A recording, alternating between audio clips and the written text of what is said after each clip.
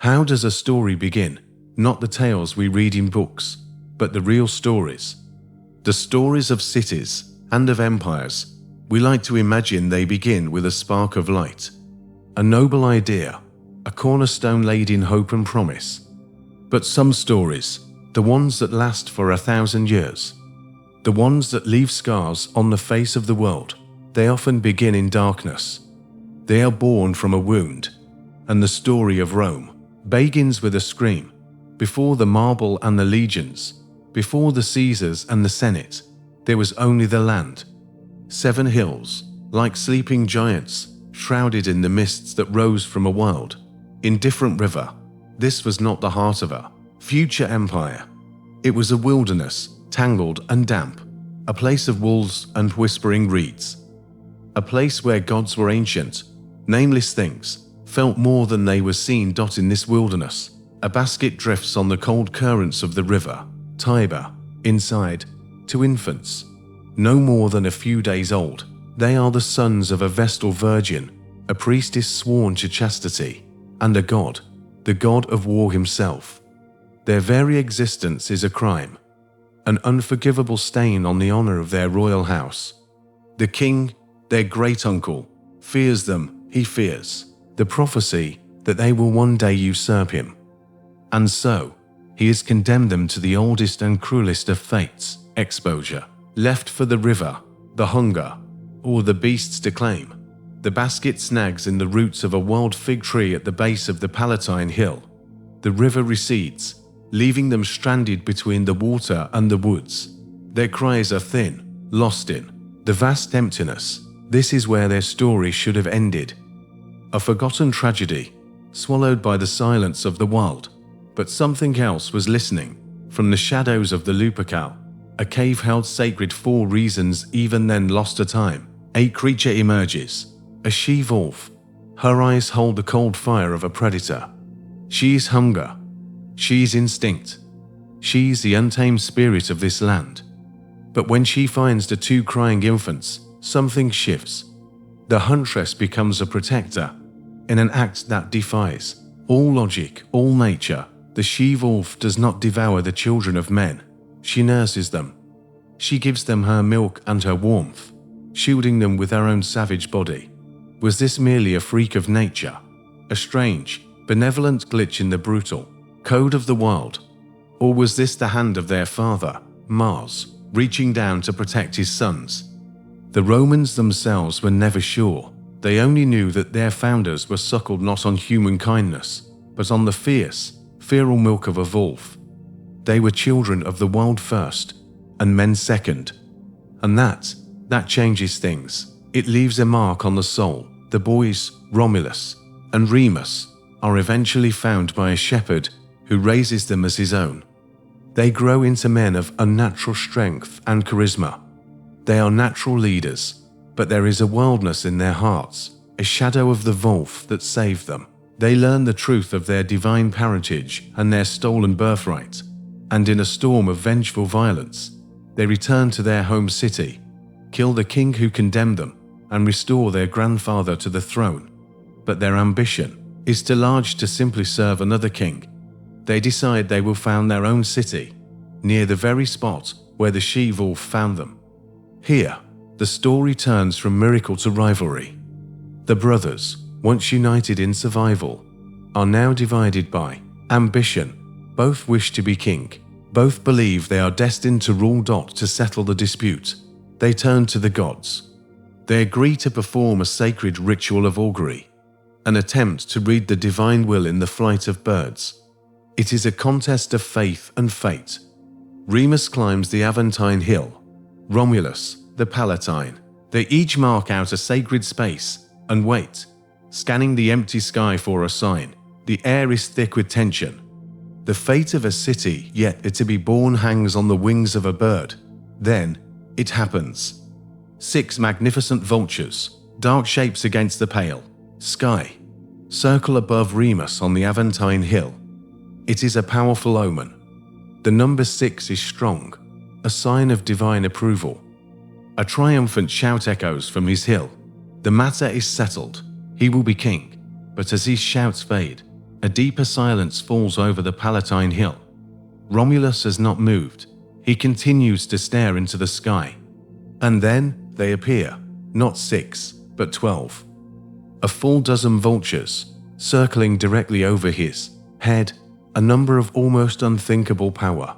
An omen that dwarfs his brothers. But what did it mean? For the Romans who would later tell this story, the meaning was a chilling prophecy, a blessing with a blade hidden inside. 12 vultures meant 12 centuries of existence. Secular. The gods were not just granting Romulus the right to found a city, they were placing a limit on its life. They were giving Rome a glorious, predestined lifespan of 1,200 years. A clock was set, and from its very first day, the city would be ticking towards its own unchangeable end. Every victory, every conquest, every golden age was nothing more than the beautiful, dying light of a fading afternoon. This divine favor ignites the final, tragic conflict. Remus, enraged and humiliated, refuses to accept the outcome. As Romulus begins to plow the Pomerium, the sacred furrow that will mark the boundary of his new city, Remus mocks him. To show his contempt for his brother's authority and the weakness of his new wall, he leaps over the shallow ditch. In that moment, something breaks in Romulus. The wildness, the wolf's blood, takes over. He strikes his brother down. The first act of justice in the new city of Rome is fratricide. The first stone is not laid in mortar, but cemented with a brother's blood, a sacrifice, a murder, a foundational crime that would stain the ground forever. And so, the city was born, Rome, a city founded by a demigod, nursed by a beast, christened by a prophecy of its own demise, and consecrated with the blood of a brother. It is a beginning, soaked in mystery and paradox, a story that does not feel like a foundation of law and order, but like the beginning of a curse. One must wonder, can a structure built on such a dark, unhaunted foundation truly stand in the light? Or did the echoes of that first scream and the shadow of those circling vultures linger in the marble halls and cobbled streets, whispering of other secrets, other crimes, buried just beneath the surface, waiting for the coming darkness? An empire's foundation may be laid in blood and prophecy, but its survival is carved in iron. For Rome, that iron took the form of the legion. More than just an army, the legion was an idea. It was order against chaos.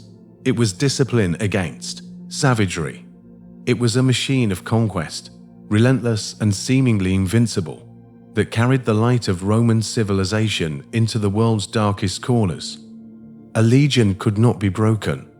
It could not be lost. But what happens when one of them simply vanishes, not defeated in a glorious battle recorded by historians, but erased, swallowed by the earth, as if it had never been? This is the story of the Legio Nona Hispana, the 9th Legion, and the chilling silence they left behind.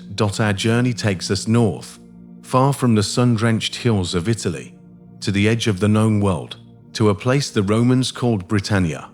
This was not a land of warmth and wine. It was a place of oppressive grey skies, of endless, drizzling rain that seeped into your bones. A brooding, ancient island of tangled forests, treacherous bogs, and jagged hills veiled in a perpetual, moving mist. The Romans built walls here, like Hadrian's great stone scar across the land, not just to keep the barbarians out, but to keep the very essence of this wild, haunted place at bay. And stationed here, in this damp gloom, was the 9th Legion. They were not new to this land. They were veterans, hardened by decades of brutal warfare on this very frontier.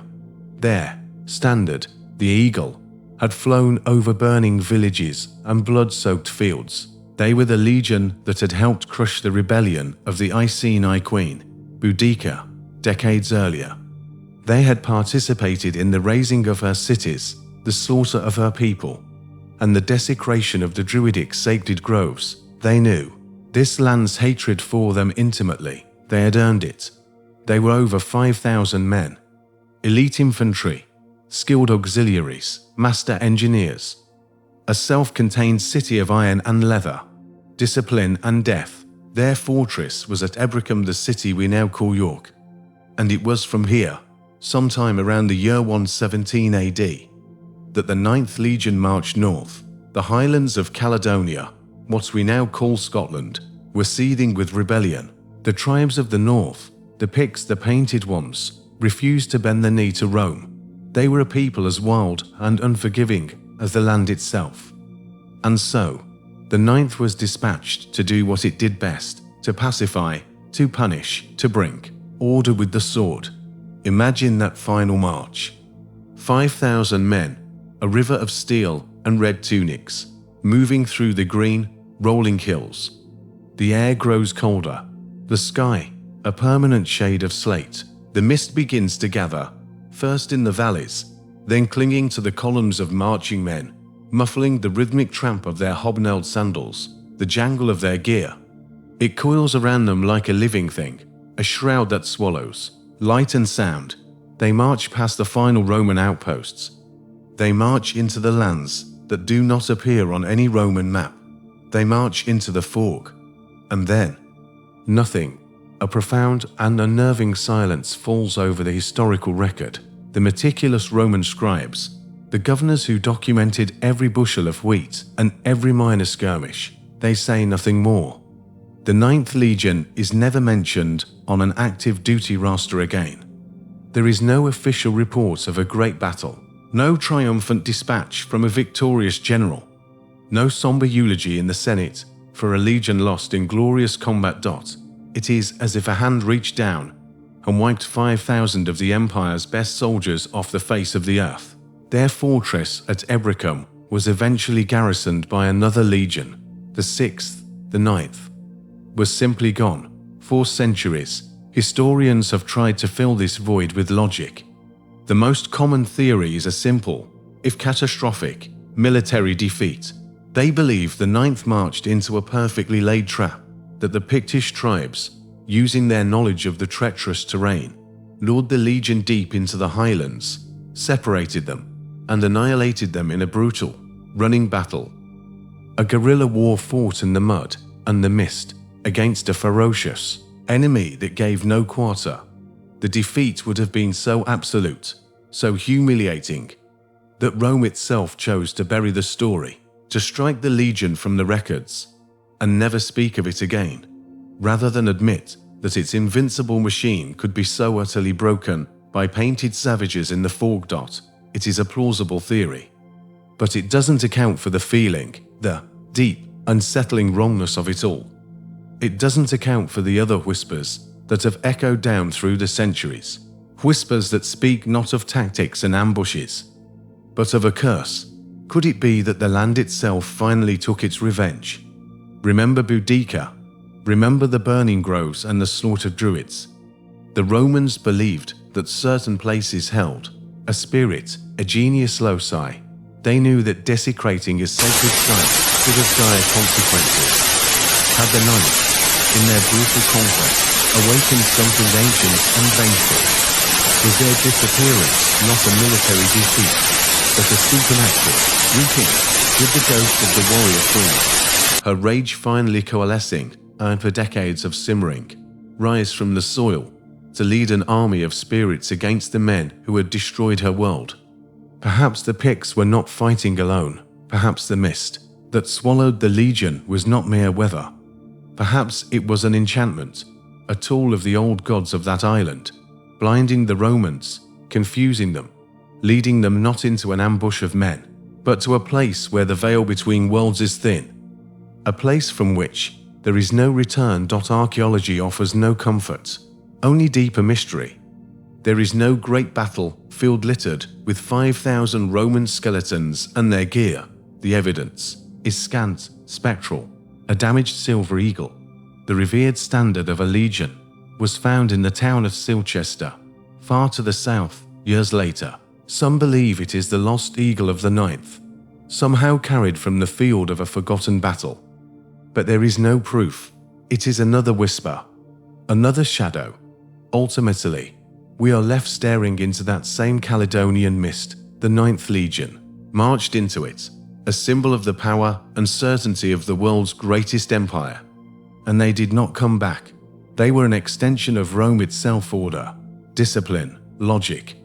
Their disappearance is a terrifying reminder that even the most powerful empires have edges, that there are places in the world where the rules of men no longer apply, where the fog of the unknown can roll in and swallow everything you believe to be solid and real. It proves that some things, once lost, are not meant to be found, and it serves as a chilling prelude to the darkness that could fester just on the wild frontiers, but in the very heart of the empire itself. In the corrupted mind of an emperor, where madness could become a ghost, hungry for its own terrible revenge, there is a darkness that lives on the edges of the map, in the mists that swallow armies. But there is another kind of darkness, one that does not hide in the wilderness, but prefers the center of power. A darkness that wears a crown and sits on a golden throne. It is the darkness that can curdle a man's soul, twisting it into something so monstrous, so steeped in malice, that not even death can grant it peace. And when such a man dies, he sometimes leaves a stain behind, a wound in the fabric of the world, a memory with teeth, a ghost. This is the story of a haunted garden, and the terrifying emperor who refused to leave it. His name was Gaius Julius Caesar Augustus Germanicus. The Roman people loved him. At first, they called him Caligula, Little Boot, a fond nickname from his childhood in the military camps. He was the son of a beloved general, and when he ascended to the throne, a wave of relief washed over the empire. He was young, charismatic, and generous. The dark days of his predecessor, Tiberius, were over. A golden age seemed ready to begin, but something was wrong with Caligula. A sickness of the mind, a deep crack in his sanity, began to show. The benevolent ruler vanished, replaced by a monster of breathtaking cruelty. His reign became a fever dream of paranoia and depravity. He declared himself a living god, forcing senators to worship him.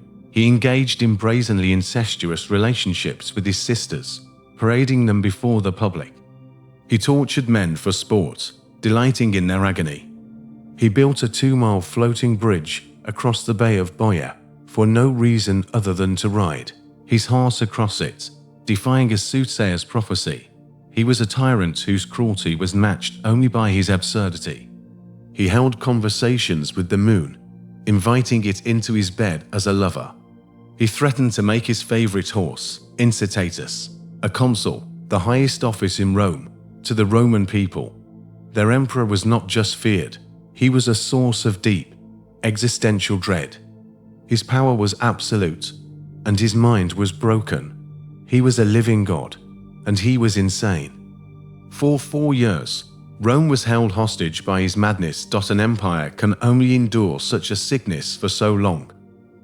Conspiracy was formed, deep in the shadows of the Palatine Hill, among the very men sworn to protect him, the Praetorian Guard. On the 24th of January, in the year 41 AD, they struck. They cornered him in a narrow, underground corridor, a private passage beneath the palace. It was not a clean assassination. It was a butchering, a frenzy of hatred unleashed. The first blow was to the neck, then another, and another, dozens of wounds inflicted by his own guards, his own friends, until the thing that was Caligula lay broken and lifeless on the cold stone floor. But this is not where his story ends.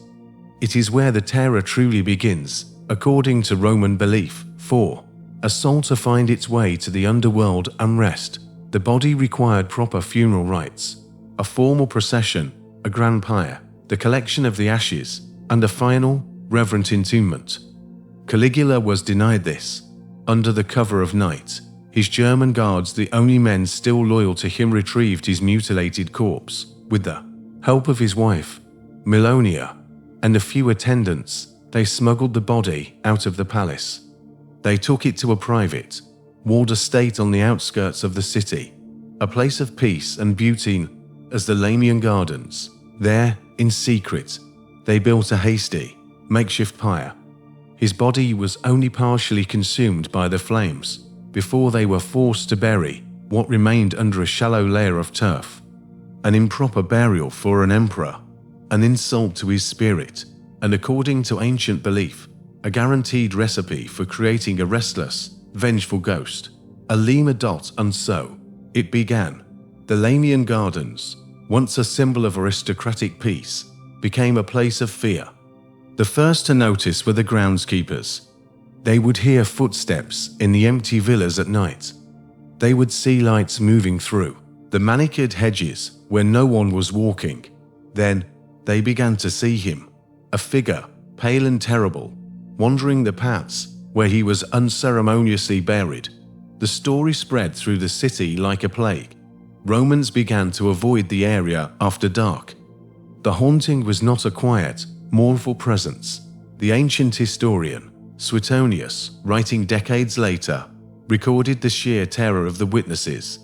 The spirit was said to be filled with the same boundless rage Caligula had in life. It was a malevolent force. The palace guard stationed near the gardens, hardened soldiers accustomed to violence and death, was said to be tormented by the apparition nightly, until the strain became unbearable.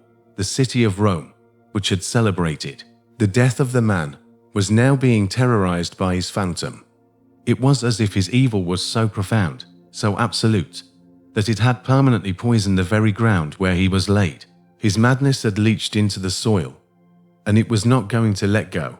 The situation became so dire that when Caligula's sisters returned from exile, they knew they had to act. In a desperate attempt to appease the enraged spirit, they ordered his remains to be exhumed. This time, there was no secrecy.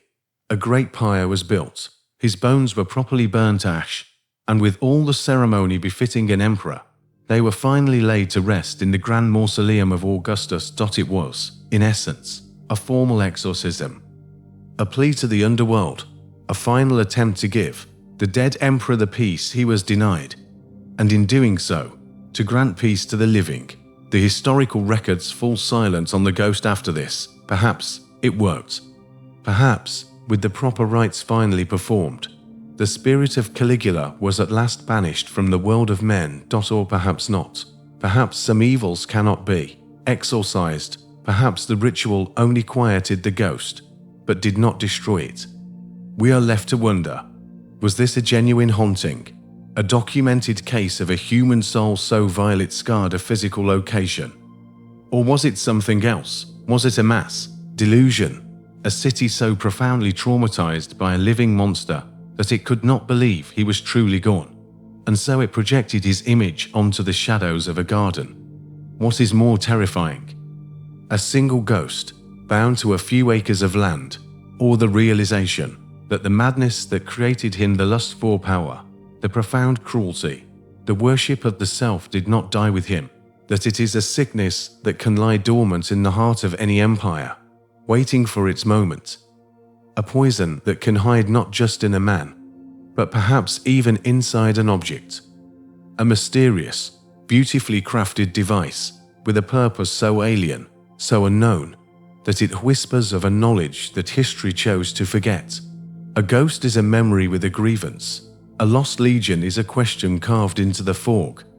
But some mysteries are not born from violence or disappearance. They are mysteries you can hold in your hand. They are discovered by archaeologists, catalogued by museums, and displayed behind glass for all to see. And yet, they stare back at us with a profound and unnerving silence. Because a thing without a name, without a story, is in some ways more unsettling than a ghost. It is a piece of a puzzle that does not fit, a word in a language that no one has ever spoken. It is an object that should not exist. We call it the Roman dodecahedron. Imagine one in your hand.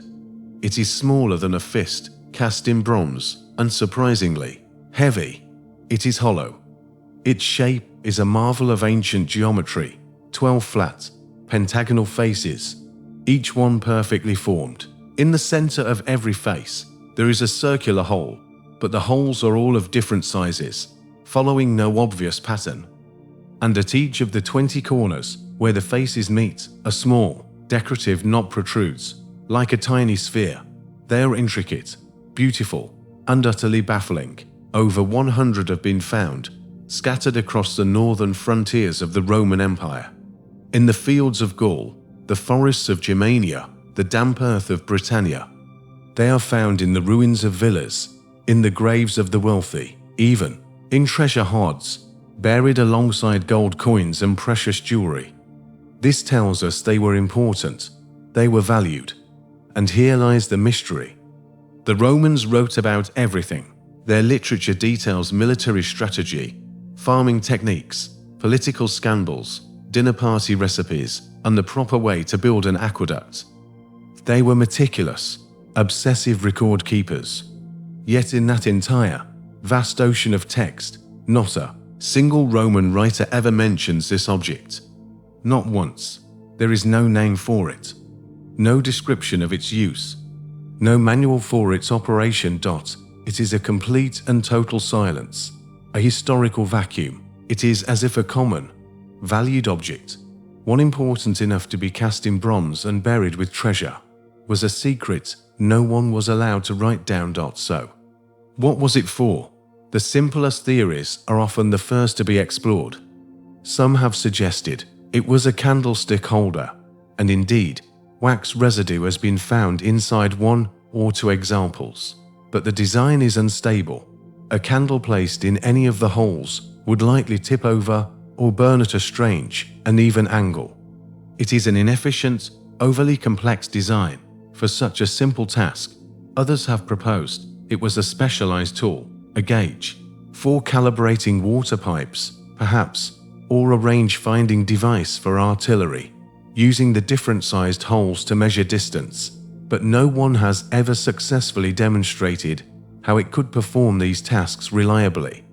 Its lack of standardization, with each dodecahedron being slightly different, makes it a poor instrument for any kind of precise measurement.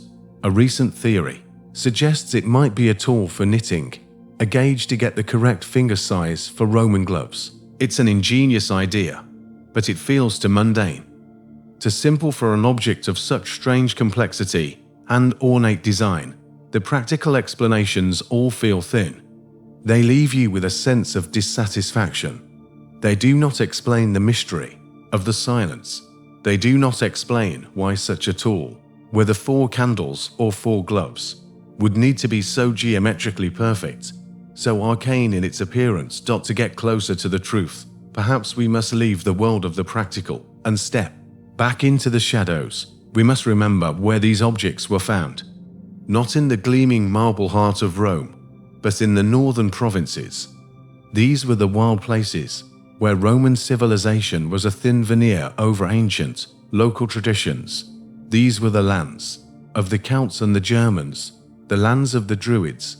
What if the dodecahedron was not a tool, but an instrument of magic? A divinatory device? Imagine a Gallic priest holding one up to the winter sky. By sighting the sun through 2 of the opposing holes on a specific day, he could determine the perfect, most auspicious time to plant the spring crops. The 12 faces could correspond to the 12 houses of the zodiac. The knobs could be for holding threads, for casting complex astrological charts. In this light, the object transforms. It is no longer a simple gauge. It is a key to understanding the heavens, a tool for communing with the gods of the harvest and the sun. Or perhaps its purpose was even darker. Perhaps it was the central artifact of a mystery cult, one whose rites and beliefs were transmitted only by word of mouth, forbidden to be written down. Its secrets would be known only to initiates.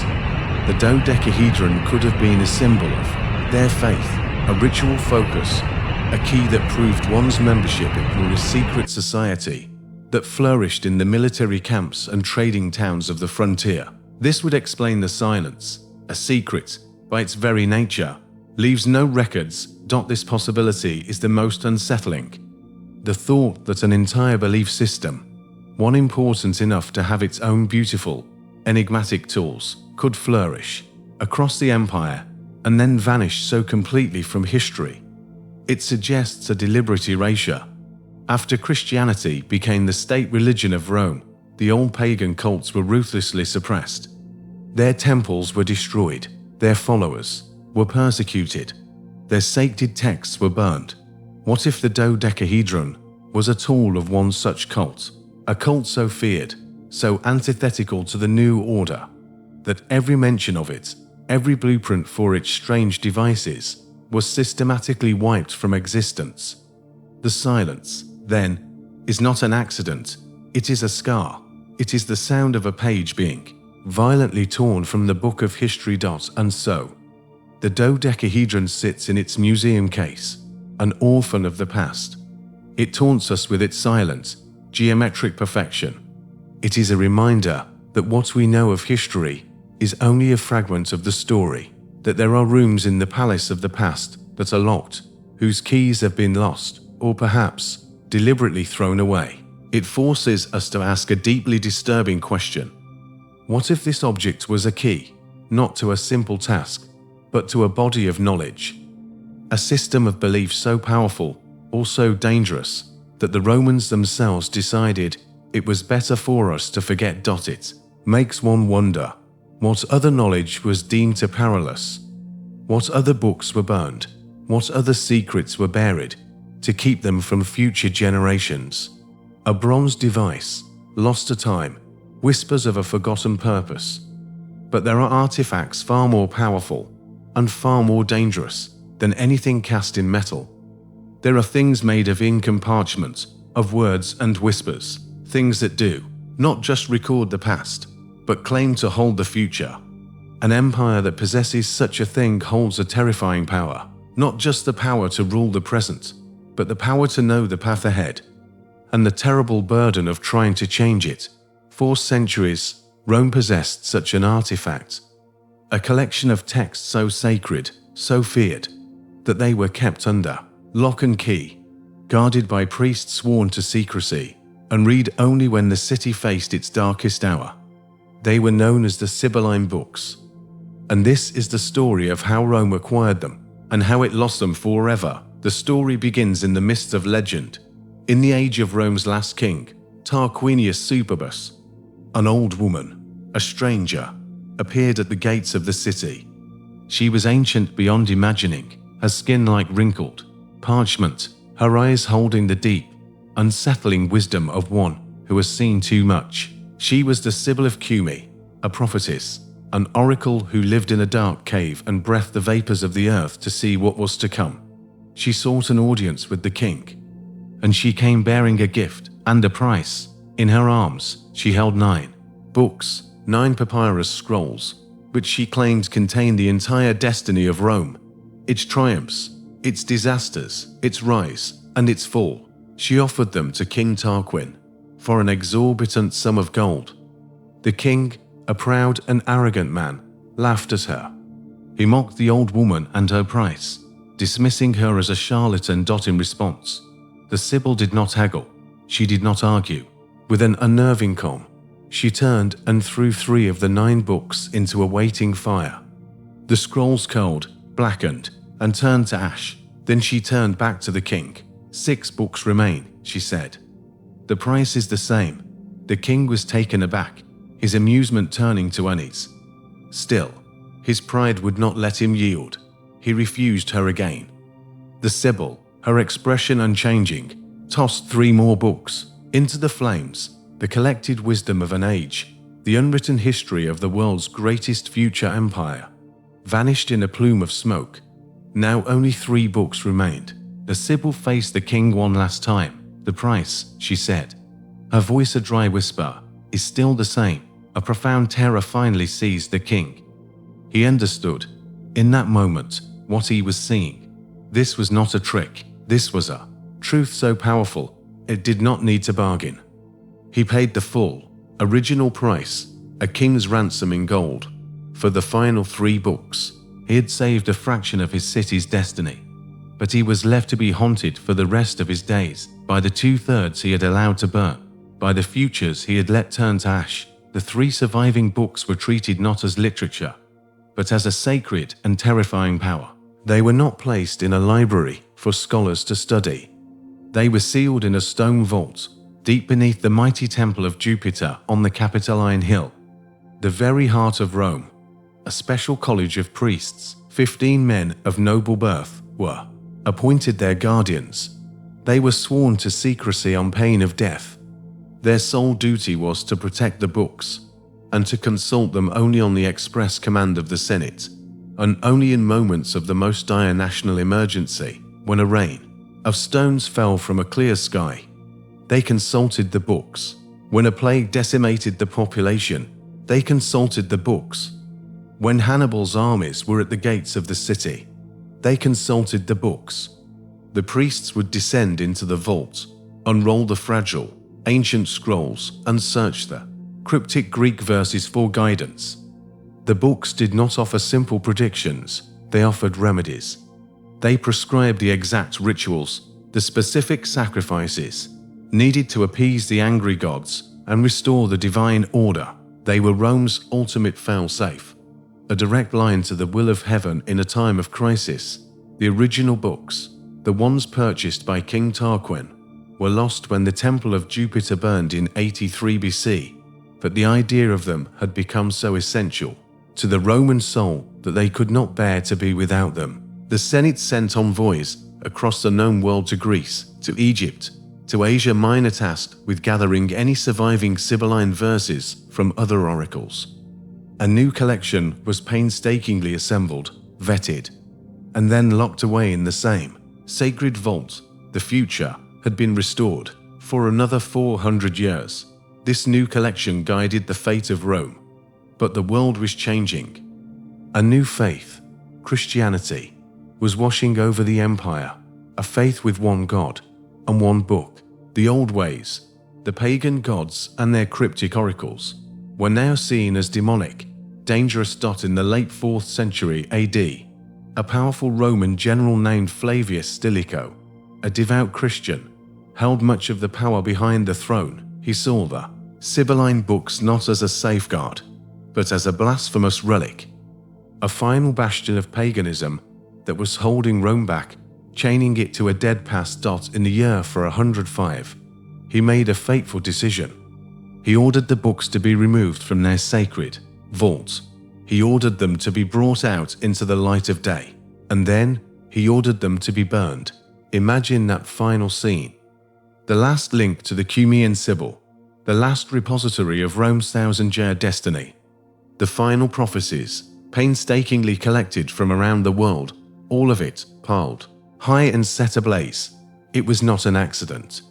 It was a deliberate act of cultural and spiritual destruction, an attempt to save Rome's future by erasing its past, and with the smoke of that final fire, the future of Rome went dark.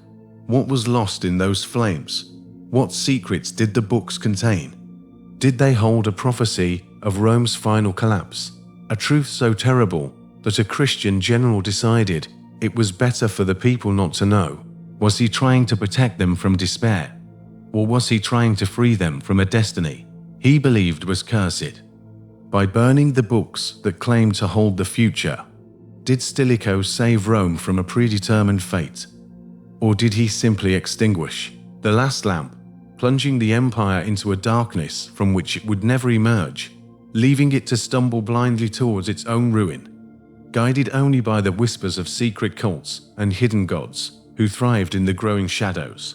When the great, public lights of an empire begin to flicker and fail, when the books of prophecy are turned to ash, people do not stop believing. They do not stop seeking answers. They simply take their faith underground. In the final centuries of Rome, as the old certainties crumbled, a new kind of worship spread through the empire. It was not practiced in grand, sunlit temples for all to see. It was a religion of the shadows, a faith for soldiers, for merchants, for officials, men who understood power and who sought a different kind of truth, hidden from the prying eyes of the world. This was the mystery of Mithras, and to understand it, you must leave the world of light behind and descend with us into the cave. They are hidden all over the Roman world, from the edges of Hadrian's wall to the deserts of Syria. An entrance, often disguised as an ordinary doorway, leads to a steep flight of stairs. You descend. The air grows cold and damp, thick with the smell of wet earth and old incense. The sounds of the city above fade away, replaced by a profound, echoing silence. You are no longer in the world of men. You have entered the Mithraeum. The chamber is long and narrow, built to resemble a natural cavern. The ceiling is low and curved, often painted with stars. Along each side run raised stone benches, where the faithful would recline. It is intimate, claustrophobic, a space designed for secrets. At the far end of the chamber, in a carved apse, stands the altar, and on it, or carved directly into the wall behind it, is the image that defines this entire faith. It is violent, dynamic, and deeply strange. A young, powerful god, Mithras, wearing a distinctive pointed cap, is shown in the act of slaying a great bull. He kneels on the bull's back, pulling its head back by the nostrils with one hand, while plunging a short sword into its neck with the other. But this is not a simple act of sacrifice. The entire scene is a complex tableau, a cosmic drama frozen in stone. A dog and a snake leap up to drink the blood pouring from the wound. A scorpion attacks the bull's genitals. A raven, perched on the dog's billowing throat, whispers in his ear. And above, looking on from the corners of the scene, are the gods of the sun and the moon, Sol and Luna. This is the Tauroctony. Every Mithraic temple, no matter where it was found in the empire, had this exact scene at its heart. It is the central icon of their faith. And we have no Mithraic texts, no scriptures, no sacred books to tell us what it means. The followers of Mithras took their secrets to the grave. Their beliefs have to be pieced together from these silent stone carvings. What, then, did they believe? Modern scholars have uncovered a breathtaking possibility.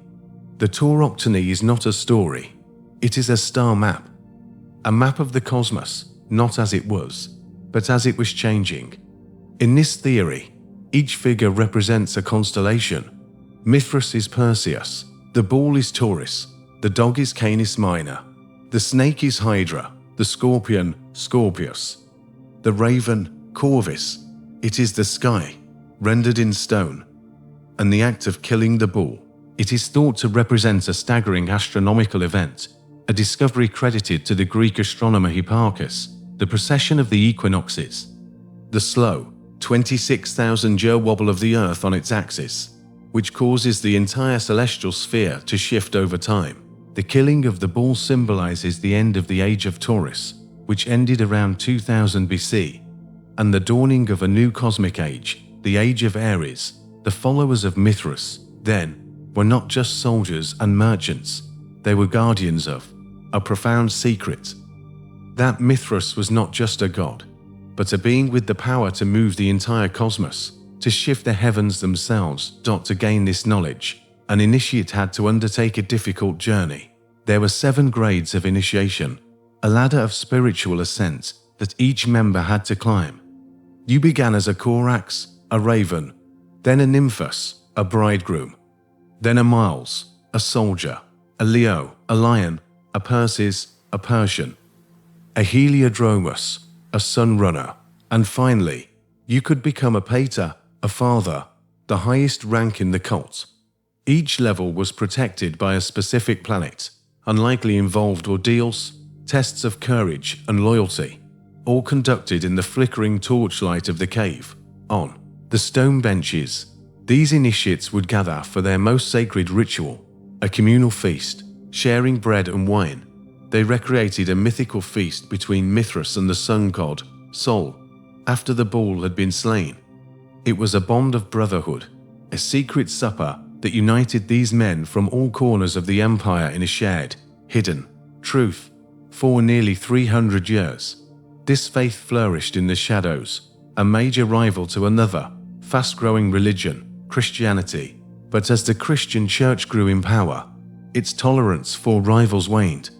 Mithraism, with its secret rites and all-male brotherhood, was branded a dark and pagan threat. In the late 4th century, the persecution began. Mithraea were desecrated, filled with earth, and abandoned. In many places, Christian churches were built directly on top of their ruins, a symbolic conquest, burying the god in the cave under a new faith. The followers of Mithras scattered, their secrets fading into the darkness from whence they came. And so we end where we began. In the dark, the story of Rome is a story of mysteries. It was born from a murderous prophecy. It was built by a legion that vanished into mist. It was ruled by an emperor whose ghost craved vengeance. It was filled with objects no one can name, and it burned the books that held its future. Mithraism was perhaps its final secret, a last, desperate attempt to find order in the cosmos. As the world of men fell apart, the Roman Empire is long gone. Its temples are ruins, its legions are dust. But the questions it leaves behind are eternal. They remind us that history is not a set of answers. It is a collection of shadows, of whispers, of locked rooms and missing pages. The human need for meaning, for a secret truth, for a god in a cave to explain the chaos outside. That need never vanished, and it forces us to ask one final question. When our own maps lead to fog, when our own certainties begin to crumble, what new caves will we dig? And what strange gods will we find waiting for us in the darkness? For a Roman, the goal was not simply to live, it was to be remembered. To have your name carved into stone, your face cast in bronze, your deeds recorded for all time. Legacy was the only true form of immortality. It was a promise that even after your body turned to dust, your memory, your very essence, would endure in the heart of the eternal city. But what if the greatest punishment was not death? What if there was a second death, far more complete, far more terrifying? A death of memory itself. This was a fate the Romans reserved for their most hated enemies. A curse enacted not with magic, but with hammers and chisels. They called it damnatio memoria, the damnation of memory. It was not a passive act of forgetting. It was an active, violent, and meticulous process of erasure. It was a declaration by the state that a person was so vile, so corrupt, that they would be rendered a non-person, plucked from the tapestry of history as if they had never been born. Imagine the scene after an emperor was overthrown. The Senate issues the decree, and across the empire, an army of stonemasons and metal workers gets to work. Hear the sound. The sharp tap, tap, tap of a chisel, carefully, deliberately, gouging a name from a triumphal arch. The grinding screech of stone on stone as a face, on a public relief, is sanded down into a featureless, blank slate. The roar of the forge as thousands of coins bearing a hated portrait are melted down, their silver and gold to be recast with a new, approved face. It was a state-sanctioned vandalism, a bureaucratic destruction of a human soul. Consider the fate of the Emperor Domitian. After years of his tyrannical and paranoid rule, he was assassinated in his palace. The people of Rome rejoiced, but the Senate's revenge was more profound. They unleashed the full fury of the damnation. Mobs swarmed the forum, pulling down his statues with ropes, cheering as the bronze figures shattered on the stone pavement.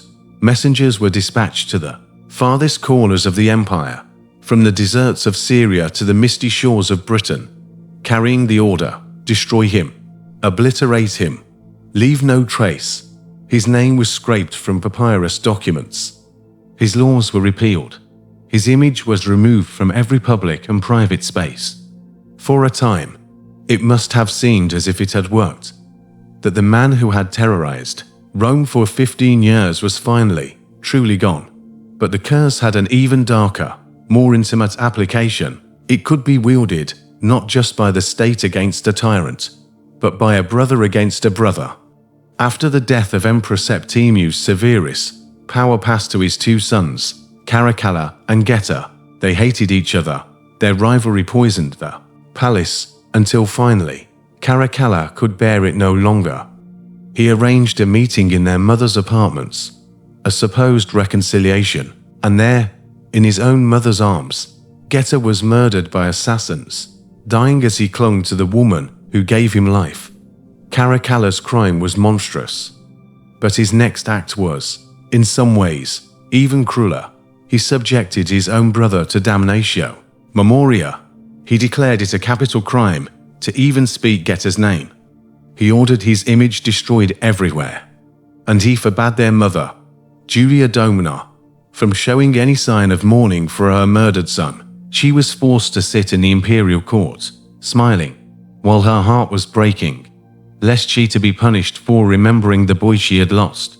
There is a painted wooden panel from this time, a family portrait discovered in Egypt. It shows the Empress of Eris, his wife Julia Domina, and a youthful, vibrant Caracalla.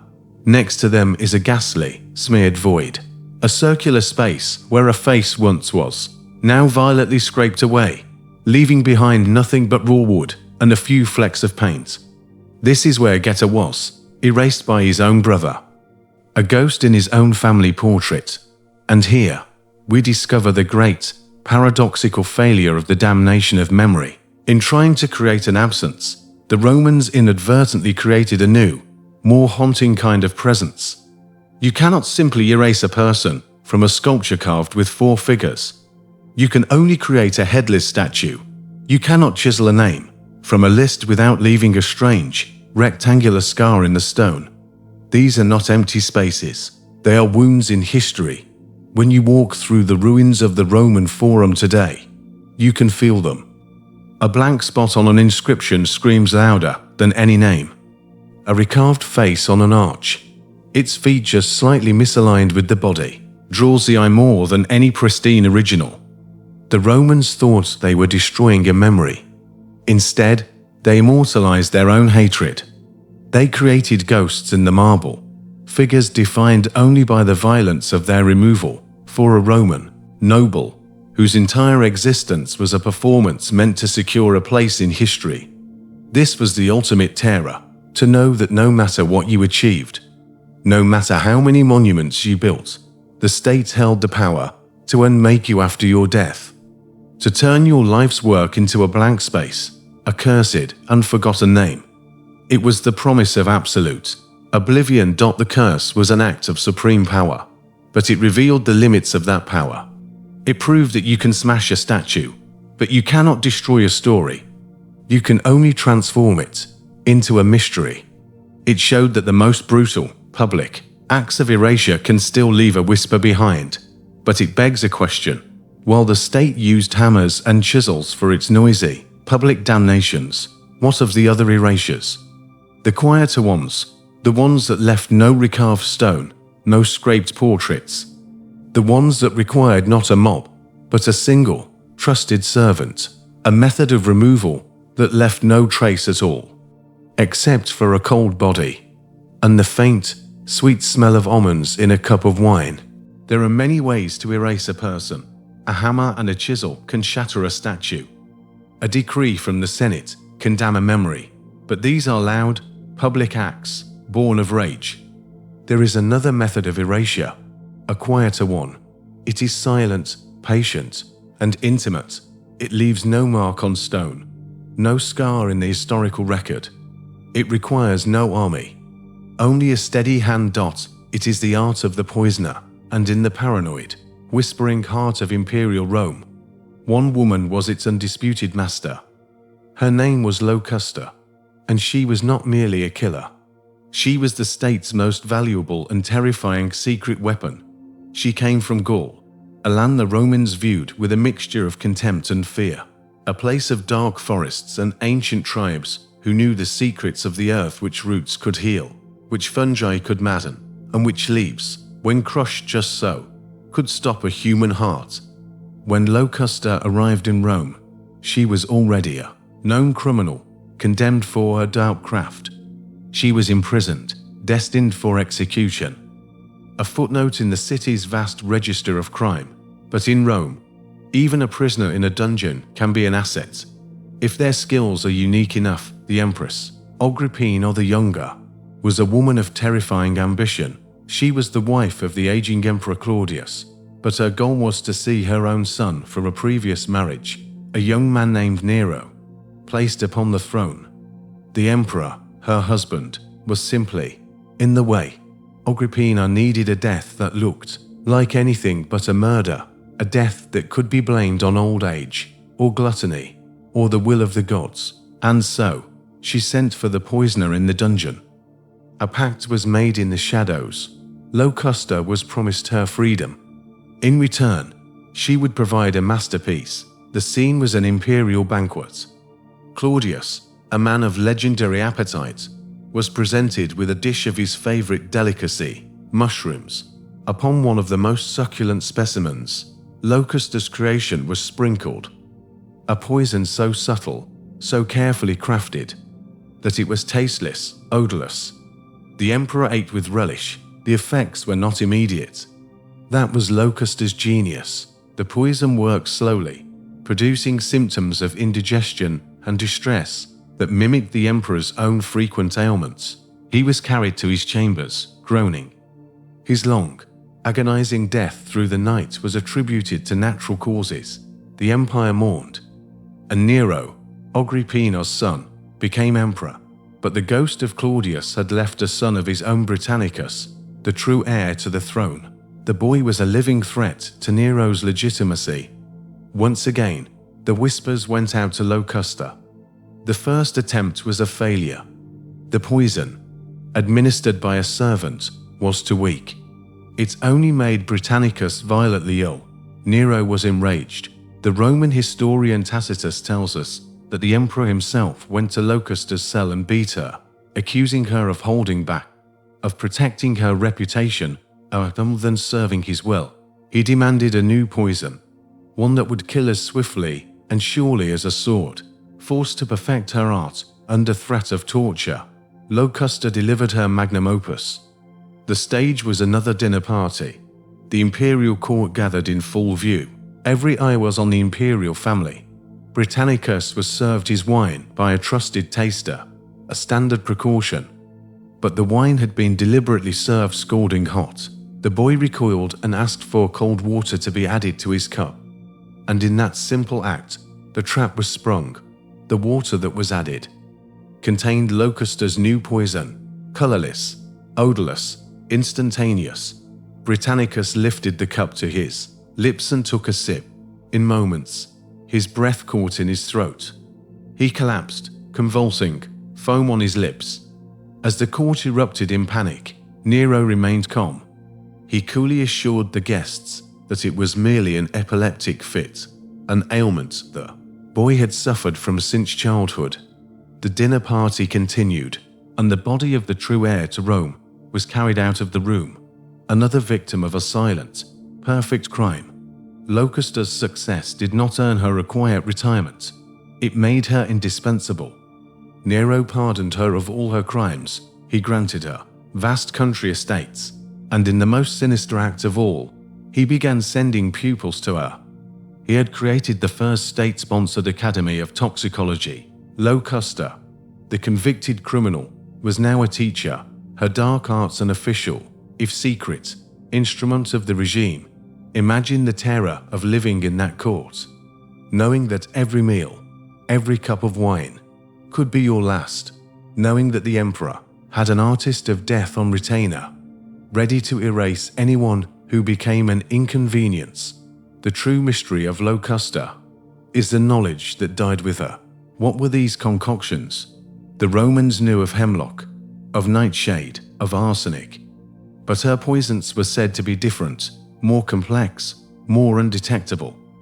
Were they derived from the venom of obscure snakes, the spores of rare fungi gathered by moonlight, the forgotten herbal lore of her Gallic ancestors? Her pharmacopoeia of death, the knowledge taught in her secret school, has been completely lost. After Nero's own violent end, the tide of justice finally turned on his instruments. Locusta was dragged through the streets in chains, one of the most hated symbols of the fallen regime, and was publicly executed. Her reign of terror was over, but the idea of her lingered. The knowledge that a perfect, undetectable poison was possible created a paranoia that would haunt the powerful for centuries. Her story proved that the most effective way to silence a person was not always with a public execution. But if Locusta represented the ultimate power to silence the living, What of those who sought the opposite? What of those who practiced even darker arts, not to end a life, but to force the dead to give up their secrets? What forbidden knowledge could be gained, not from a living poisoner, but from the silent, waiting mouth of a severed head? There are those who use power to erase a life from memory. There are those who use a single drop of poison to erase a life from the world. But there exists a deeper, more profound ambition, a darker art for those who do not wish to silence a voice, but to command it after it has been silenced by the grave. It is the belief that death is not an ending, but merely a doorway, and that with the right key, the right words, the right ritual, that door can be forced open. This is the world of Roman necromancy, a forbidden practice whispered about in back alleys and conducted in desecrated tombs. And at its heart lies one of the most grotesque and terrifying oracles ever conceived, the oracle of the severed head. To understand this horror, you must first understand the Roman fear of maleficium, of malevolent magic. While the state had its official augurs and priests who interpreted the will of the gods in the light of day, there was another shadow world of sorcery, a world of cursed tablets buried in graveyards, of wax figures pierced with needles, of love potions that drove men to madness. This was a world the Romans genuinely feared. The law prescribed the harshest penalties for its practitioners, for they were seen as twisting the natural order, of consorting with infernal powers for their own selfish gain. And the ultimate transgression, the ultimate perversion of the natural order, was to disturb the dead. The Roman poet Lucan, in his epic poem Pharsalia, describes a necromantic rite in such gruesome, vivid detail that it reads like a fever dream. A witch reanimates a dead soldier on a battlefield, his corpse jerking back to a semblance of life, forced to prophesy about an upcoming battle. This was not fantasy to the Roman mind. It was an expression of their deepest fears, and from these fears arose the legend of the speaking head, the belief that a human head, if prepared in a specific, blasphemous way, could become a vessel for prophecy. It was said that the head of a powerful man, a great orator, or a virgin child held the most potential. The ritual was a closely guarded secret, known only to the most powerful sorcerers. It involved arcane preparations, the head preserved in spices and honey, the lips stitched shut with enchanted thread, the empty eyes anointed with strange oils. It was an object of immense power and of immense terror. Imagine a powerful senator, his political future uncertain, or a general on the eve of a great battle, desperate for any advantage. The official omens are unclear. He cannot risk failure, and so, under the cover of a moonless night, he makes his way to a crumbling mausoleum on the edge of the city, a place the locals shun. There, in a subterranean chamber, lit only by foul-smelling lamps, the sorcerer waits. The air is thick with the smoke of noxious herbs. Chalk circles and strange symbols are drawn on the floor. The sorcerer chants in a low, guttural language, a bastardized mix of Greek, Egyptian, and words that have no human origin. Then, from a velvet-lined box, he produces the oracle, the preserved head. Its skin is like old leather, its hair matted. Its eyes are cloudy, staring into nothingness. It is an object of profound and silent dread. The sorcerer places the head on a small altar. He anoints the stitched lips with a dark liquid from a vial. He leans close, his whispers loosening the threads, and then he asks the client's question. A hush falls over the chamber. The only sound is the sputtering of the lamps, and then a voice, a dry, rasping sound, like dead leaves skittering across pavement. It seems to come from the head itself. It speaks. It answers the question in cryptic, ominous phrases. It reveals a secret. It foretells a betrayal. It promises a victory. The prophecy is delivered. And then, silence returns to the chamber. Was it real? Was it a genuine communion with the spirit world?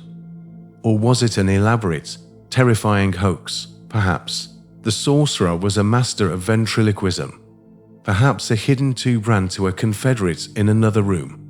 The mechanics of the trick are, in some ways, the least interesting part of the mystery.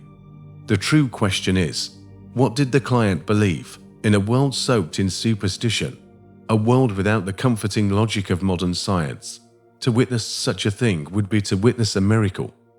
A dark, terrifying miracle. The power of this ritual was rooted in a very real Roman anxiety.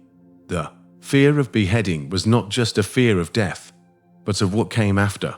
A body buried whole could find its rest in the underworld, but a head, separated from its body, was believed to be vulnerable. Its spirit, its manes, could be trapped, captured, and enslaved by a powerful sorcerer. This is why great figures like Pompey the Great were horrified by the prospect of decapitation. It was a fate worse than death. It was an eternity as a tool for some back alley magician. Ultimately, the oracle of the severed head represents the terrifying power of belief itself. The sorcerer's true skill was not in reanimating the dead, but in manipulating the living. He understood the fears and desires of the powerful, and he created a theater of horror so profound, so convincing, that his clients would pay any price for the knowledge he seemed to offer. These dark practices were a symptom of a sick and dying faith. As Romans lost trust in the great gods of the state, they sought answers in darker, more forbidden places. They turned from the grand temples to the hidden cellars. But while these sorcerers sought to command the spirits of men on a small, secret scale, there was one emperor whose ambition was so vast, so unhinged, that he sought to command nature itself. He built monuments not of forbidden magic, but of a madness so profound it seemed supernatural. Floating palaces on a tiny, sacred lake, whose very existence and tragic disappearance is a mystery of its own. There is a place in the Alban Hills of Italy, a cradle of ancient volcanoes, where a small, still lake rests in a perfect circle. Its waters are deep and dark, reflecting the sky like a polished obsidian mirror. This is Lake Nemi, the ancient. Romans called it Speculum Dianae, the mirror of Diana. It was a sacred place, home to the cult of Diana Nemorensis, the wild goddess of the hunt and the moon. It was a place of quiet reverence, of whispering woods and solemn ritual. And it was here that the mad Emperor Caligula chose to unleash a project of such impossible scale, of such baffling extravagance, that it defies all logic. He chose not to build a temple on its shore, but to build two colossal ships to float upon its surface. Ships larger than any in his imperial navy, on a lake so small, row across it in minutes. This is the story of those ships, a mystery of divine ambition, of lost technology, and of a ghost fleet that slept for 2,000 years, only to be awakened and then destroyed forever, 4 centuries after the fall of Rome. The fishermen of Nemi told stories. They spoke of a sunken palace, of a great, dark shape that would snag their nets in the deepest part of the lake. From time to time, they would pull up strange treasures from the depths, a bronze wolf's head with a ring in its mouth, a pane of ancient glass, a length of lead pipe stamped with the name of Gaius Caesar Augustus Germanicus, Caligula. The whispers grew into a legend. A ghost fleet, built by a mad god emperor, was sleeping beneath the water. Why did he build them? Why here? This was not an act of practicality. It was a statement. Caligula, who declared himself a living god, who conversed with the moon, was challenging the old gods on their own sacred ground. He was not honoring Diana. He was supplanting her. These were not ships for war or for trade. They were floating pleasure palaces, gigantic, opulent temples dedicated to his own divinity, designed for lavish parties and sacred orgies, all enacted upon the placid, holy surface of Diana's mirror. It was an act of supreme and beautiful blasphemy.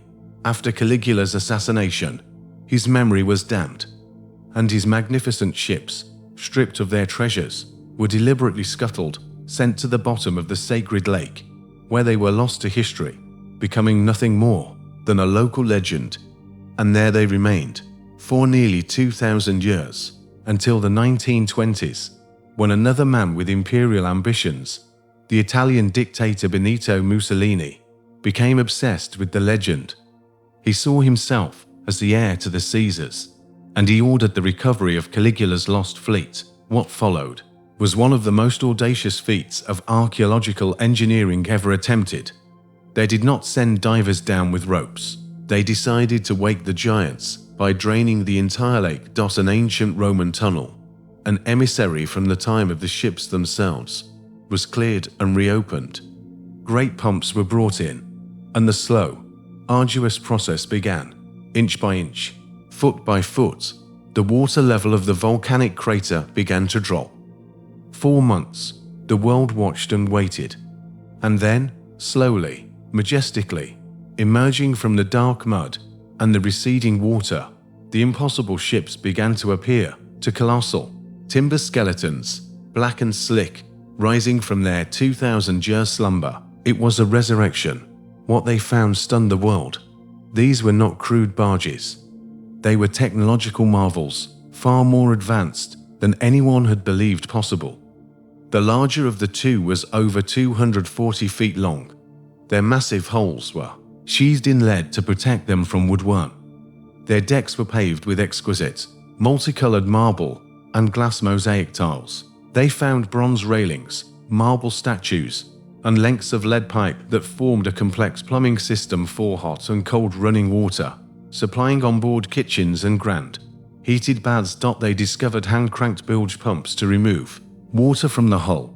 They found anchors with articulating stocks, a design that would not be reinvented for more than 1,000 years.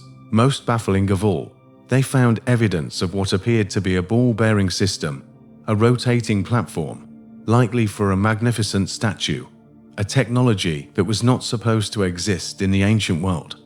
These were not just ships, they were a lost world of luxury and forgotten science. A massive, state-of-the-art museum was constructed on the shore of the lake to house the two resurrected giants. For just over a decade, the world could gaze upon Caligula's madness and genius. But the story of the Nemi ships is a tragedy. They were not meant to last in our world. On the night of May 31st, 1944, during the final, chaotic days of the Second World War in Italy, fire broke out in the museum. The ancient, dry timbers of the ships, which had rested safely for millennia in the oxygen-deprived water of the lake, were consumed in a single, roaring inferno. By morning, all that was left of Caligula's ghost fleet were nails, melted bronze fixtures, and a handful of photographs. The wonders were gone, forever. And here lies the final mystery. Who started the fire? The official account blamed retreating German soldiers, a wanton act of cultural vandalism. But others have long claimed it was an accident, the result of stray American artillery shells landing on the museum. No one knows for sure. It was a final, cruel act in a long and tragic story, a mystery born from fire and ended by fire. The story of the Nemi ships is, perhaps, a metaphor for all of Rome's mysteries. A story of ambition so vast it borders on the divine, of knowledge and technology lost to time, of a truth that became a legend, a brief, miraculous rediscovery, and a final, heartbreaking loss that leaves us with more questions than answers. The great empire is gone, but it did not leave behind only ruins of marble and stone. It left a legacy of whispers, of ghosts, of unanswered questions that still echo from the depths of a sacred lake, or the silence of a forgotten tomb. These mysteries are the true specters of Rome, and they remind us that the most fascinating parts of history are not the things we know, but the things we will never know. The Roman Republic was a world built on order, on discipline, on the sacred gravity of tradition. It was a society of rigid hierarchies, where every man knew his place, where the gods were worshipped in grand, sunlit temples, and where public duty was valued above all else. But for every world of light and order, there is a shadow world, a world that thrives in the darkness, that celebrates chaos, and that whispers of a freedom so profound, it threatens to tear the very fabric of society apart. In the year 186 BC, The Roman Senate became convinced that just such a shadow world was festering in the heart of their republic. A secret conspiracy, a nocturnal religion that promised ecstasy, but delivered, they claimed, only corruption and death. This was the terror of the Bacchanalia. The cult belonged to the god Bacchus, known to the Greeks as Dionysus. He was more than just a cheerful god of wine and revelry. In his truest, most ancient form, he was a force of nature, the god of ecstasy, of madness, of breaking boundaries. His worship was not conducted in quiet temples. It was found in the wilderness, on moonless nights. His followers, the Bacchantes, would drink wine and dance to the relentless rhythm of drums, seeking a state of divine possession, where their own identity would dissolve, and they would become one with the god himself. This wild, Eastern faith arrived in Italy like a contagion. It did not spread from the top down, but from the bottom up. It was a religion of the marginalized. It offered a voice to women, a sense of community to the poor, a spiritual release to slaves. It was a faith that ignored Rome's rigid social order, and in the eyes of the patrician Senate, that made it a disease, a spiritual plague that had to be eradicated. Our only detailed account of what happened comes from the Roman historian Livy, and he tells the story not as a religious debate, but as a tale of horror. It begins, he says, with a young man of noble birth, Abusius, his mother and stepfather, seeking to steal his inheritance, conspire to have him initiated into the Bacchic cult, knowing its dark reputation. But Abusius is protected by his lover, a courtesan named Hispola. She herself is an initiate, but she is terrified of what she has seen. Risking her own life, she agrees to reveal the cult's secrets to the Roman consul, Postum, US. In a secret meeting, she tells her story. She speaks of initiation rites held in total darkness, the air filled with the deafening sound of drums and cymbals, designed, she says, to drown out the screams of those who were being violated or even murdered. She describes a cult that had devolved into a criminal enterprise, a shadow state with its own leaders, its own laws, its own treasury. She claims that under the cover of religious ecstasy, initiates forged wills, bore false witness, and disposed of rivals with slow, undetectable poisons. According to Hispola, thousands of people, men and women from every class of society, were bound by a sacred, terrifying oath to this conspiracy of crime. The consul is horrified. He brings the matter to the Senate. Panic ensues. The senators see this not as a mere foreign cult, but as an army of enemies, hidden within their own walls, plotting their downfall. They declare a state of emergency. The Senatus Consultum de Bacchanalibus is issued, a decree effectively outlawing the faith throughout Italy. Then came the crackdown. It was swift, and it was brutal. Nocturnal raids were conducted across the city. The leaders of the cult were hunted down and executed. Thousands of followers were arrested. The Roman Forum was turned into a site of continuous trials and interrogations. Livy tells us that more people were put to death than were imprisoned. The Senate believed it had faced a monstrous evil, a conspiracy that had almost consumed the Republic and had, at the last moment, cut out the cancer. But here lies the true, deep mystery. Was Livy's account the truth? Or was it the masterfully crafted propaganda of a state eliminating a threat? Let us look again, past the tale of horror. What if the Bacchanalia was not a criminal conspiracy? What if it was simply a popular spiritual movement that gave power and a sense of belonging to people the Roman state ignored? Its crime was not murder, but its popularity. Its sin was that women, like the priestess Piccola Annia, held positions of leadership. Its threat was that it allowed slaves and nobles to worship side by side. As equals in the eyes of the god, the accusations leveled against them the nocturnal orgies, the ritual murder are the classic hallmarks of a moral panic, the same accusations that would be leveled against Jews, against early Christians, against heretics and witches for the next 2,000 years. It is the language a state uses when it feels its monopoly on power and on truth beginning to slip. The Senate saw a movement it could not control, a loyalty to a god that superseded loyalty to the Republic, and so they destroyed it. They burned the sacred groves, executed the priests and priestesses, and then they wrote the history. A history that painted their victims as monstrous criminals, and themselves as the saviors of Rome. We are left with only their side of the story, the true nature of the Bacchanalia, the voices of its thousands of followers, their beliefs, their hopes, their experience of ecstasy in the arms of their god. All of it is silent, drowned out forever by the drums of the Senate's fury. And the chilling finality of Livy's pen. It is a profound mystery of human conspiracy, of whether the monsters were the ones in the woods, or the ones in the Senate house. But while the Senate feared a conspiracy of the living, hidden in their midst, what of warnings that came from a source far stranger?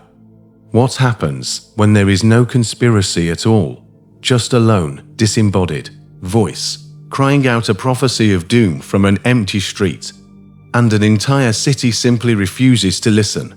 A conspiracy of the living can be uncovered. Its members can be arrested, its secrets exposed. But what do you do when the conspiracy is not among men at all? What happens when the warning comes not from an informant, but from the very air itself? The Romans lived in a world saturated with signs from the gods. They saw the future in the flight of birds, in the entrails of slaughtered animals, in the crack of lightning from a clear sky. But there is no omen more direct, more personal, and more terrifying than a voice from nowhere, speaking your name in the dark. This is the story of such a voice, of a prophecy that was ignored, and of the catastrophe that followed. It is the story of the ghost on the Via Nova. Our journey takes us back to the early days of the Republic, to the year 390 BC. This is not the Rome of marble and empire. It is a tough, regional power, a city of brick and timber, proud of its strength, yet still vulnerable. It is a city on the cusp of greatness, but blissfully unaware of the existential threat that was gathering like a storm in the north. Life continued as it always had. The forums were filled with commerce and debate. The temples were filled with sacrifices, and the nights were filled with a deep, confident peace. One night, a citizen named Marcus Seditius, a man of the plebeian class, was walking home. The hour was late. The streets of Rome were silent and dark, the moonlight casting long, deep shadows between the buildings. He made his way along the Via Nova, a new road that ran along the foot of the sacred Palatine Hill. It was here, in the stillness of the sleeping city, that it happened. From the air above him, from nowhere and yet from everywhere at once, a voice spoke. It was not a whisper on the wind. It was clear, articulate, and superhuman in its resonance. It called him by name, Marcus Seditius. It commanded, "Go and tell the magistrates that the Gauls are coming." And then, as suddenly as it had spoken, there was only silence. Seditius was left alone in the darkness, his heart pounding, the impossible words echoing in his mind. He had received a divine warning, but what could he do? He was a commoner, a man of no standing. Were he to approach the patrician magistrates, the leaders of the city, with a story of a voice in the night, he would be laughed at. He would be dismissed as a drunkard or a madman. Still, he did his duty. He reported what he had heard to the military tribunes, and they reacted exactly as he had feared. They dismissed his report out of hand. The omen had not come from a sanctioned priest. It had not been observed through proper ritual. Its source was a man of low birth, and the voice itself was unseen, unheard by anyone else. It was nothing, a trick of the wind, a phantom of an overtired mind. The warning was ignored, and the city of Rome continued on, sleeping soundly, wrapped in the arrogance of its own strength. Weeks passed. The memory of the voice began to fade, and then the news came. It arrived first as a rumor, then as a torrent of panicked refugees.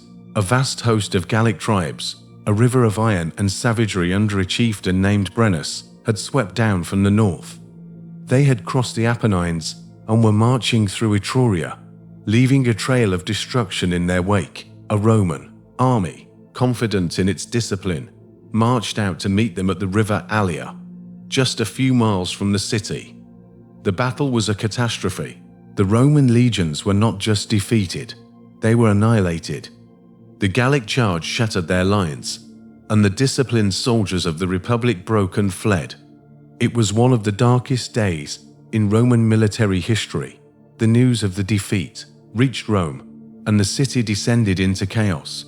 Those who could fled. The sacred flame of Vesta was carried away to safety. The city's defenses were abandoned.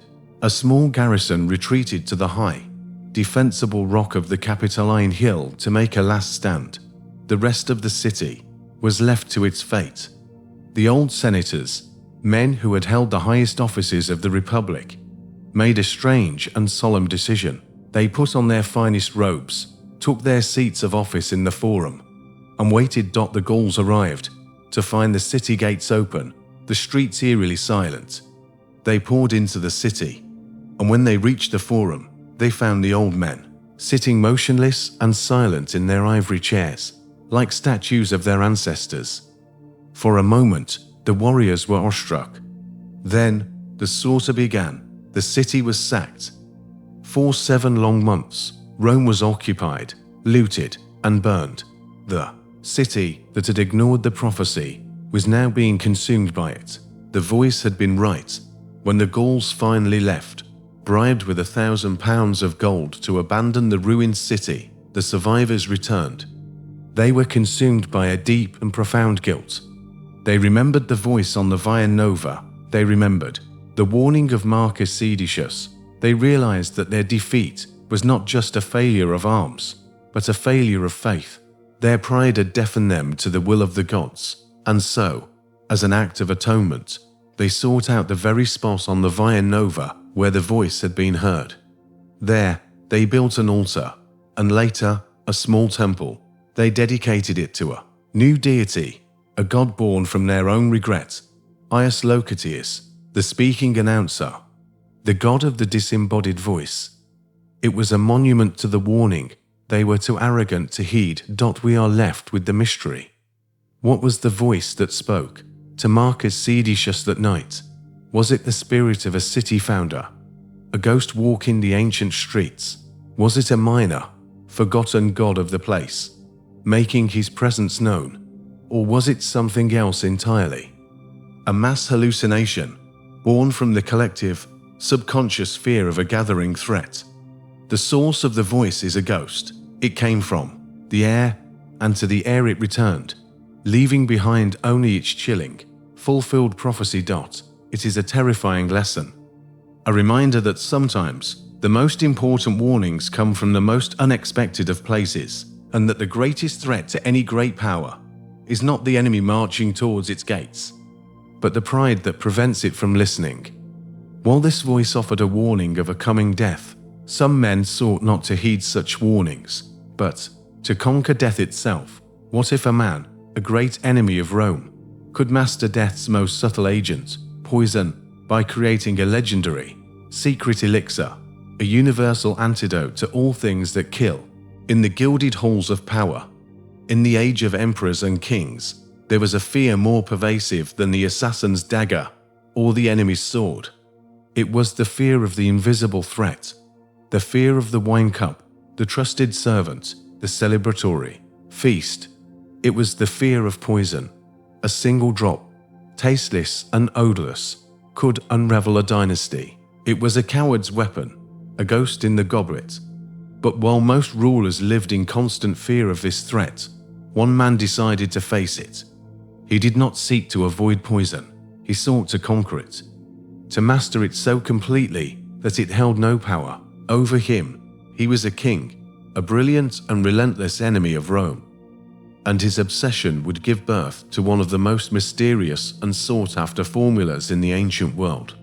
This is the story of Mithridates the Great and the legend of his universal antidote.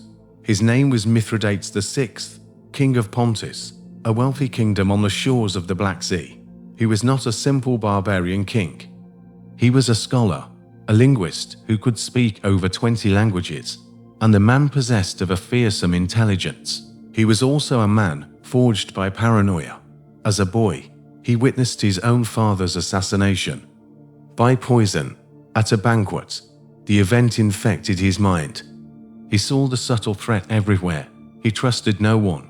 Fearing for his own life, he fled the royal court and went into the wilderness. For 7 years, he lived a rugged, isolated life. And it was here, alone, surrounded by the raw power of nature, that his obsession began to take shape. He would not be his father's son. He would not be a victim. And so, he began a dangerous, daily ritual. He began to poison himself.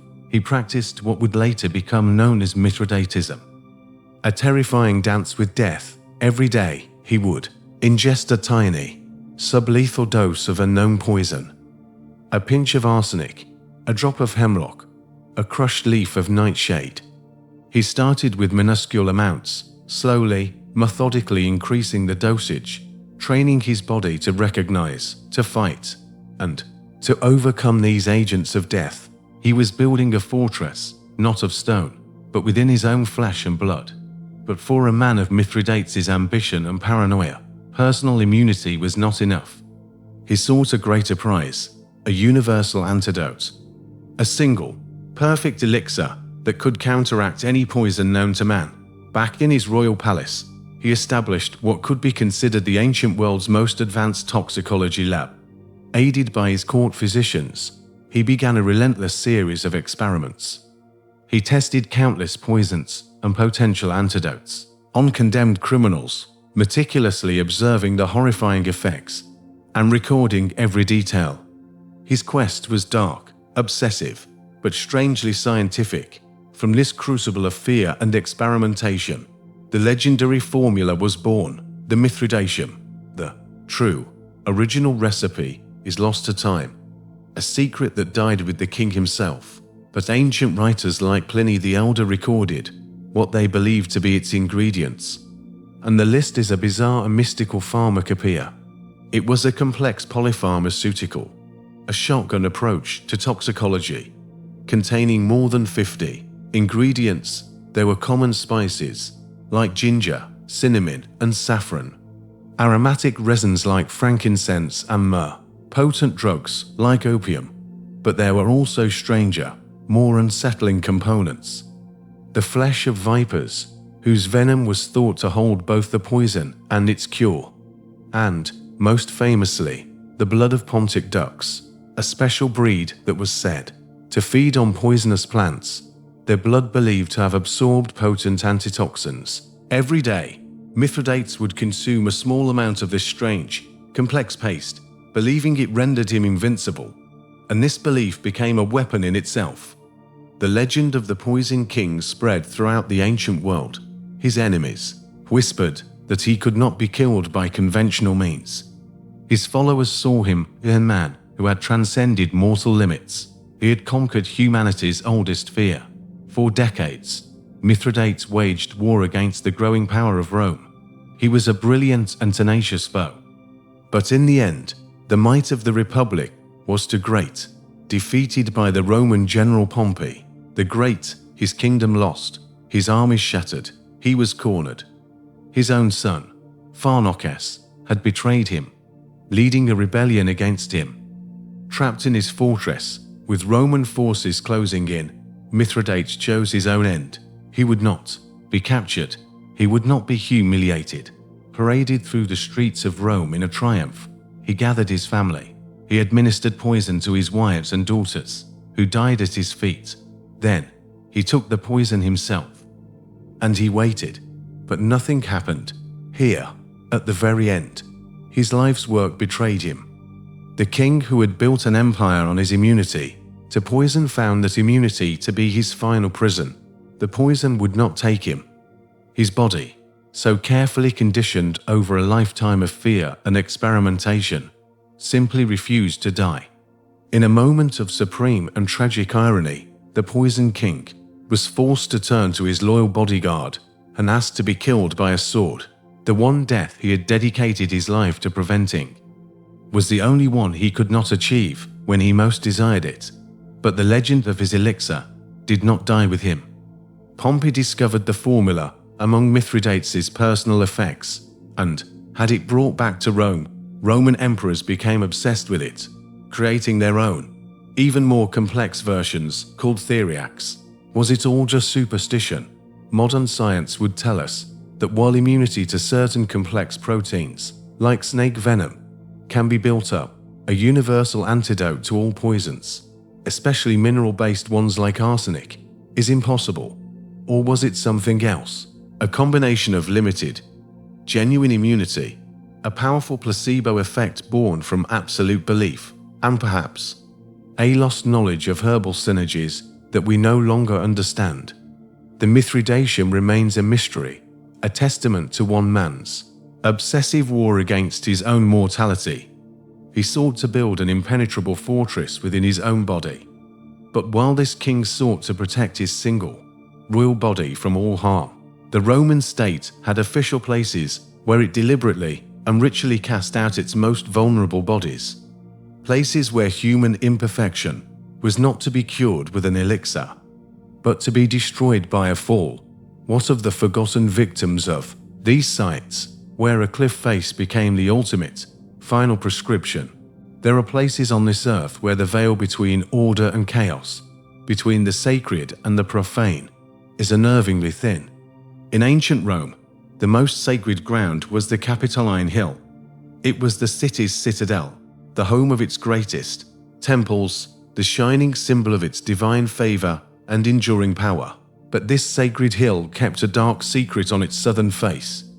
A sheer cliff of bare rock that overlooked the forum below, a place of finality, a place of falling. This was the Tarpeian Rock.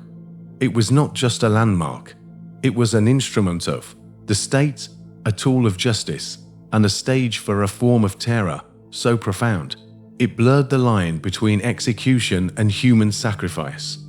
And its story is written not in stone, but in the silent screams of its forgotten victims. The rock takes its name from a legend of betrayal. In the earliest days of Rome, a Vestal virgin named Tarpeia ready to open the city gates to an invading army in exchange for what they wore on their arms, their golden bracelets.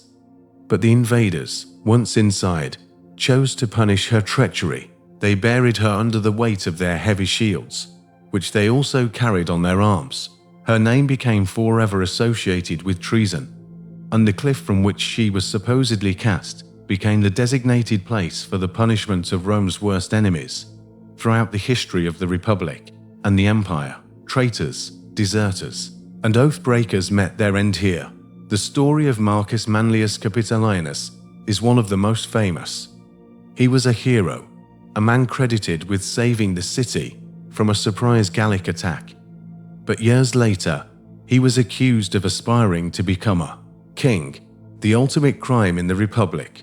He was convicted of treason, dragged through the very forum he had once saved, up the winding path to the top of the Capitoline Hill, and there, in full view of the city, he was hurled from the Tarpeian Rock. His death was a spectacle, a brutal and public lesson in the consequences of ambition. But the famous traitors are not the true ghosts of this place. Their stories were recorded, their crimes remembered. The true horror of the Tarpeian Rock lies in the countless others who were thrown from its heights, whose names were never written down, whose stories were never told. The victims who were not traitors to the state, but were seen as traitors to the very idea of human perfection. The law of the 12 Tables, one of Rome's earliest legal codes, was brutally clear. It gave the paterfamilias, the father of the household, absolute power over his children. And it contained a chilling decree. A monstrously deformed child must be put to death. To the Roman mind, a child born with a severe physical imperfection, a clubfoot, a cleft palate, a misshapen limb, was not seen simply as a disabled infant.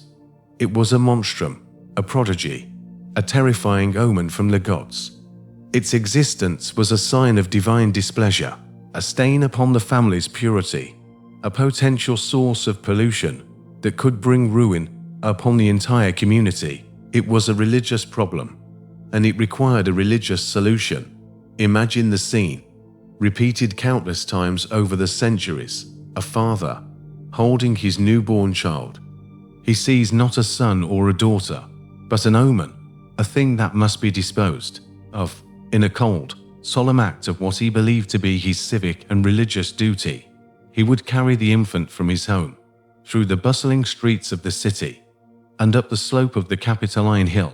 He would walk to the edge of the Tarpeian Rock, and there he would cast the child away. This act was not considered murder. It was a ritual of purification. It was a way of returning the monstrous omen to the gods, of rejecting the divine curse, and cleansing the community of its presence. It was an act of brutal, sacred sanitation. The mystery of this place is the mystery of this belief. It speaks to a deep-seated Roman dread of the imperfect, the asymmetrical, the unnatural. In their worldview, a healthy, well-formed body was a microcosm of a healthy, well-ordered state.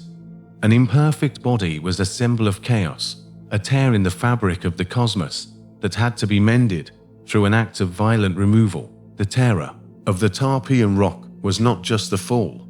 It was the cold, rational, and pious conviction that made the fall necessary, and the silence of history is deafening.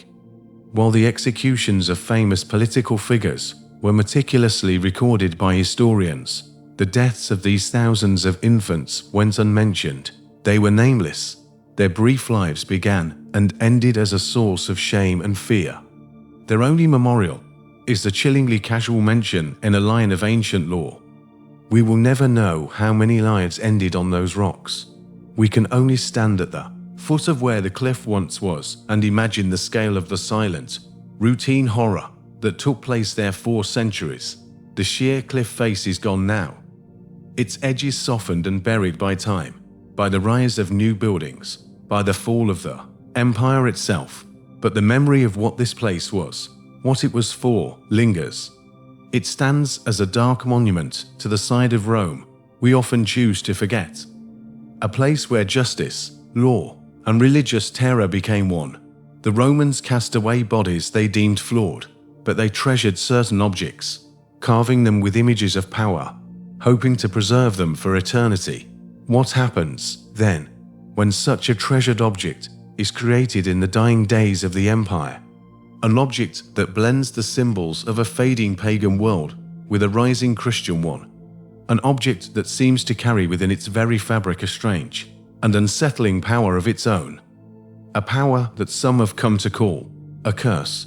Some objects are merely things. They are tools, or decorations, or relics of a time long past. But other objects seem to absorb the world that created them. They become saturated with the beliefs, the fears, and the secrets of their owners. They are silent witnesses, carrying a charge, a presence, that can still be felt centuries later.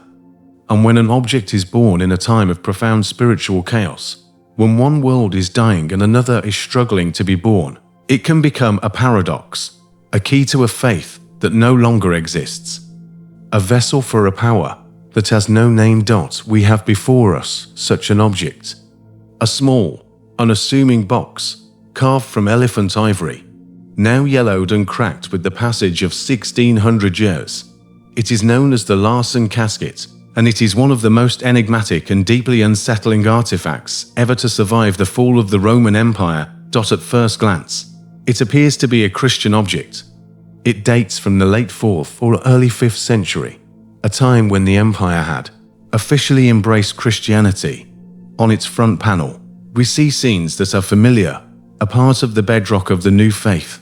A youthful, beardless Jesus, depicted as a miracle worker, a bringer of life. We see him healing a blind man, a touch restoring sight. We see him at the tomb of Lazarus, his hand raised, calling his friend back from the dead. These are images of hope, of divine power, of salvation. They suggest the casket's purpose was a pious one. Perhaps it was a reliquary, a precious box designed to hold the sacred bone fragment of a martyr, or a piece of cloth that had touched a saint. It seems to be a testament to a firm and certain Christian faith.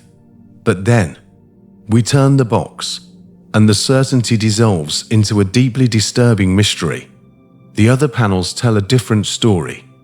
A story from a darker, older world. We see a nude, sensual female figure, posed like the goddess Venus, attended by strange, hybrid creatures. We see a bearded man, a philosopher or perhaps a sorcerer, holding a scroll, as if dispensing arcane wisdom. And then there is the most troubling panel of all. A scene of what appears to be a ritual. A small, childlike figure stands before an altar. A larger figure, a priest or a magistrate, stands over him, seemingly ready to perform a sacrifice. The context is lost, but the imagery is one of pagan ritual, of blood and magic. Why would these scenes exist on the same object as the miracles of Jesus? Why would an owner decorate a box with both the raising of Lazarus and the pagan rite? This is the central enigma of the Larsen casket. It is a contradiction in ivory. To understand it, we must journey back to the twilight of Rome. This was not a time of clean breaks. The old gods were not simply forgotten overnight, as Christianity became the religion of the state. The ancient pagan beliefs went underground. They blended, they fused, they mutated. Strange new syncretic cults emerged, groups that saw no contradiction in worshipping Christ alongside Plato, in practicing baptism, while also casting magical spells. It was a messy, chaotic, and spiritually fertile time. The Larsen casket is a physical artifact of that lost, syncretic world. So what was it truly for? The theories are as strange as the object itself. Perhaps it was a Christian reliquary, but one owned by a new convert, a wealthy aristocrat who could not bring himself to completely abandon the familiar, powerful images of his pagan upbringing. A man with a foot in both worlds. Or perhaps the purpose was darker. Perhaps it was not a reliquary at all, but a sorcerer's toolkit. A box designed to hold the instruments of a magician, curse tablets, potent herbs, amulets inscribed with secret names. The images of Christ would not be for worship, but would be used in a magical context. His power as a miracle worker invoked to give potency to a spell. The box becomes a container for a forbidden power. The most compelling theory, however, is that the casket belonged to a member of a forgotten faith, a Gnostic sect, or a mystery cult, whose beliefs have been completely lost to us, a group that had created its own unique theology, weaving together strands of Neoplatonic philosophy, Christian narratives, and pagan ritual magic. For them, there was no contradiction. The raising of Lazarus and the pagan sacrifice were just different facets of the same, complex, mystical truth. If this is the case, then the casket is the only surviving scripture of this lost religion. Its silent, carved panels are the only testament to what its followers believed. The casket's journey into the modern world is also shrouded in whispers. After disappearing for centuries, it resurfaced in the hands of private collectors, and a modern legend has attached itself to the object. Rumors, unsubstantiated but persistent, that misfortune has befallen those who have owned it. A strange chill, a run of bad luck, an unsettling presence in the home. Is the object truly cursed, or does its strange, paradoxical nature simply unnerve those who possess it? Its clashing images create a sense of dissonance, a feeling of something profoundly unresolved. Curators and art historians who have handled it describe it as deeply unsettling. It feels powerful. It feels secret. It feels like an object that holds a charge from a world whose rules we no longer understand. In the end, the Larsen casket remains a profound mystery. It is a silent witness to a lost world of belief, a key to a spiritual door we can no longer open. We can analyze its art style, we can debate its iconography, but we can never truly know the rituals it was part of, the incantations that were spoken over it, or the worldview of the person who once held it and saw no contradiction in its holy and unholy images. This small, Every box represents a lost spiritual resource, a system of belief that has vanished from the earth. But the Romans also relied on real, physical resources from the natural world, resources they believed were essential to their lives. What happens when such a resource, a plant once worth its weight in gold, a plant that held the secrets to both pleasure and medicine, simply vanishes from the face of the earth forever? When we think of the lost treasures of the ancient world, we imagine chests of gold, forgotten crowns, or precious jewels buried in the sand. But what if one of the greatest treasures of the Roman Empire was not a mineral, but a plant, a wild, unassuming weed that grew only on a narrow strip of coastline? A plant so valuable, it was worth its weight in silver. A plant so powerful, it could shape the lives of millions. And a plant so mysterious that it no longer exists on the face of the earth. This is the story of silphium. It is the story of a ghost in the botanical record, and of the first documented extinction of a species caused by human desire. It grew, we are told, only in one place in the entire world, a thin, 125-mile-long band of coastal land in North Africa, near the ancient Greek city of Cyrene, in modern-day Libya. It was a strange plant, described by ancient botanists as being like a giant fennel, with a thick, gnarled root, a stalk that grew taller than a man, and crowned with small, globe-like clusters of yellow flowers. But its most distinctive feature, the source of its legendary status, was its heart-shaped seed. From its stalk and roots, one could harvest a pungent, aromatic resin, an ooze that the Romans called laser.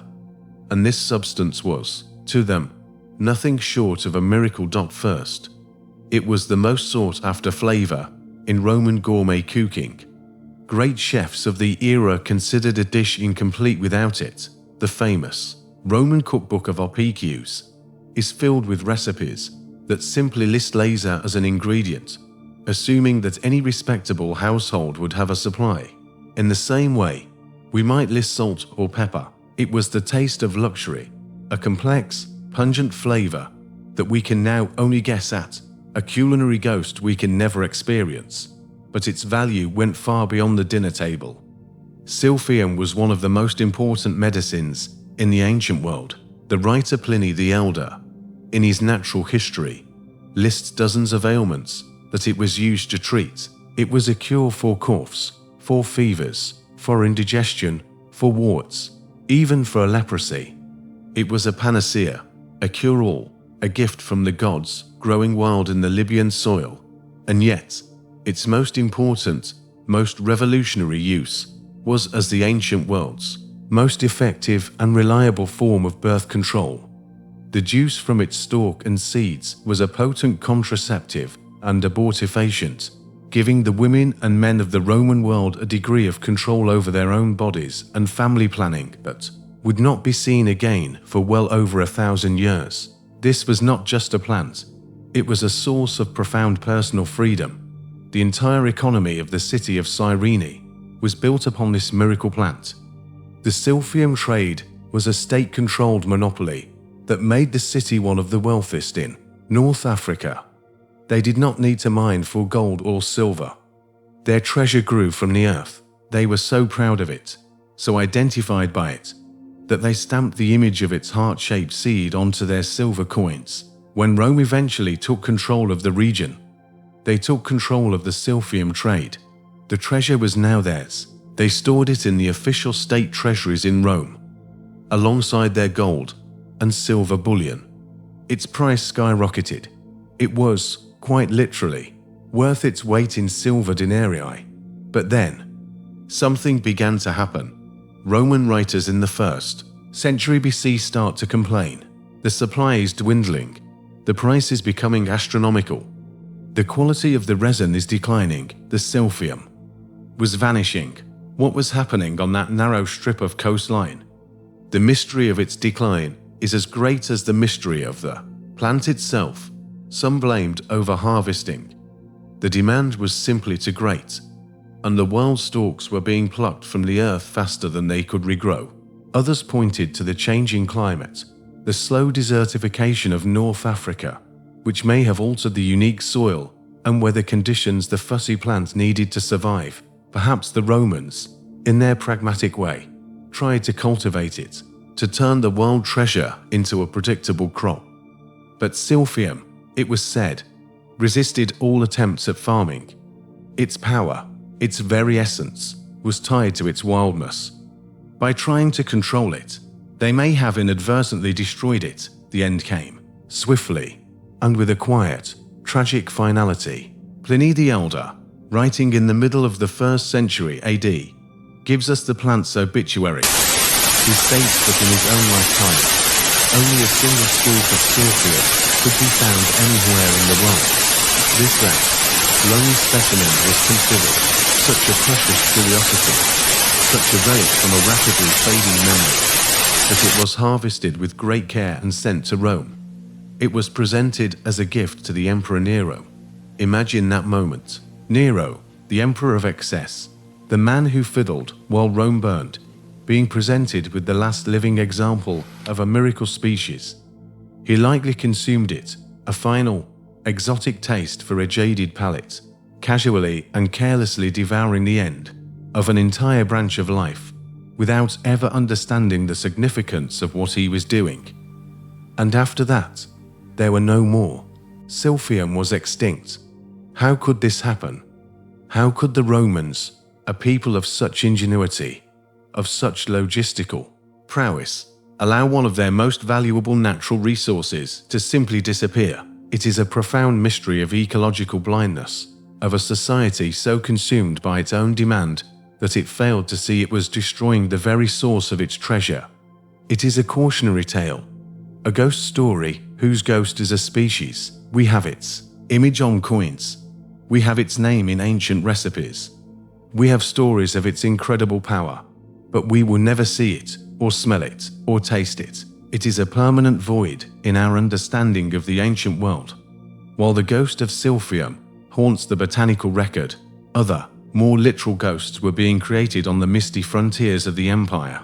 What happens when archaeologists, digging in the cold earth of Roman Britain, uncover not a lost plant, but a lost community? A graveyard filled not with ordinary families, but with the bodies of dozens of powerful men, all ritually decapitated, their heads laid to rest beside them. A final, chilling mystery from the edge of the world. The past is a foreign country, buried beneath our feet. We unearth it slowly, carefully, with brushes and with trowels, hoping to find a piece of pottery, a fallen wall, a beautiful mosaic that tells us a story of how people once lived. But sometimes, what the earth gives back is not a story of life. Sometimes, it gives back a scene of profound and systematic violence, a mystery written not in stone, but in bone. And it asks a question not about how people lived, but about how they died. Our journey takes us to the north of England, to the modern city of York. In the age of the Romans, this was Ebricum, a rugged, vital fortress on the misty northern frontier of the empire. It was a place of soldiers and supply lines, a bastion of Roman order against the world tribes of the north. Life here was hard, the air was cold, and death was a constant companion. But even for a place like Ebricum, the discovery made at a site called Driffield Terrace was deeply unsettling. It began like any other archaeological dig, a Roman-era cemetery, one of many found around the ancient fortress. But as the archaeologists worked, brushing away the centuries of soil, a disturbing pattern began to emerge. Skeleton after skeleton was revealed, and almost all of them were male. They were tall for their era, powerfully built, their bones showing the stress of a life of intense physical activity, and almost all of them had been decapitated. This was not a war grave, the chaotic aftermath of a battle. This was a place of burial. The violence was methodical, ritualized. Over 80 skeletons were unearthed, and more than 80% of them had been separated from their heads. The cuts on the vertebrae were clean, precise, delivered with immense force, often from behind, as if the victim were kneeling. This was a place of execution, a community of the headless dead. But the true mystery was not just the death, but the burial. The severed heads were not missing. They had been carefully, deliberately placed as part of a strange and solemn rite. In some graves, the head was placed on the chest of the deceased. In others, it was nestled between the legs. In some, it rested at the feet, like a final, grim offering. This was not the work of a rampaging army. This was a funereal custom, a tradition. But what kind of tradition ends with a decapitated corpse? Who were these men? The simplest theory is that they were executed criminals, or perhaps mutinous soldiers.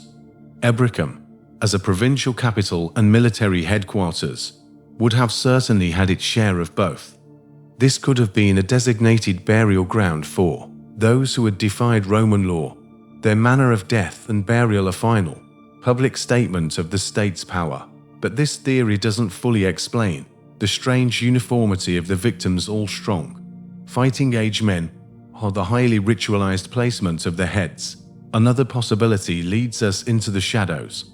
Was this the cemetery of a secret death, cult, a brotherhood, perhaps dedicated to a god of war or a deity of the underworld, whose initiation, or whose final burial rite, demanded this ultimate sacrifice? A ritual decapitation to sever the spirit from the body, or to offer the head as a tribute to their dark god. It is a tantalizing thought, but one that leaves no evidence behind, save for the bones themselves. The most compelling theory, however, is also the most spectacular. It is the theory that brings us out of the shadows and into the roaring heart of the Roman world's most brutal form of entertainment. The evidence suggests that these were not criminals or cultists. They were gladiators. Ebricum had its own amphitheater, a place of sand and blood. The skeletons discovered here match the profile. They were in peak physical condition. Their bones show a lifetime of violence. Healed fractures to arms and ribs are common. One skeleton shows a shattered shoulder blade, the result of a powerful blow. These were men who fought, were wounded, and healed, only to fight again. And in one grave, archaeologists found the most chilling and convincing clue of all. The skeleton of a man, his head placed carefully at his feet, had a large, distinctive puncture mark on his pelvis. A wound that had healed, but whose cause was unmistakable. It was a bite mark from a very large carnivore, a lion, a tiger, or a bear. It is the kind of injury one could only receive in a single place. The arena. Suddenly, the grim cemetery transforms. It becomes the final resting place for the men who fought and died for the entertainment of the people of Ebricum, a community of celebrity slaves, living together on the edge of death, and buried together in their own exclusive graveyard. And the decapitation. In this context, it may not have been a punishment. It may have been a strange form of mercy. Mortally wounded gladiator, bleeding out on the sand, may have been granted a swift end by a comrade's sword. Or perhaps it was a ritual to release the violent, restless spirit of a warrior, to ensure he did not walk as a ghost. The head was buried with the body, a sign of respect, to ensure the man was whole for his journey into the afterlife. Their brutal lives were met with an equally brutal, yet respectful, end. We are left with the silent testimony of these headless men, a lost community of fighters on the edge of the world.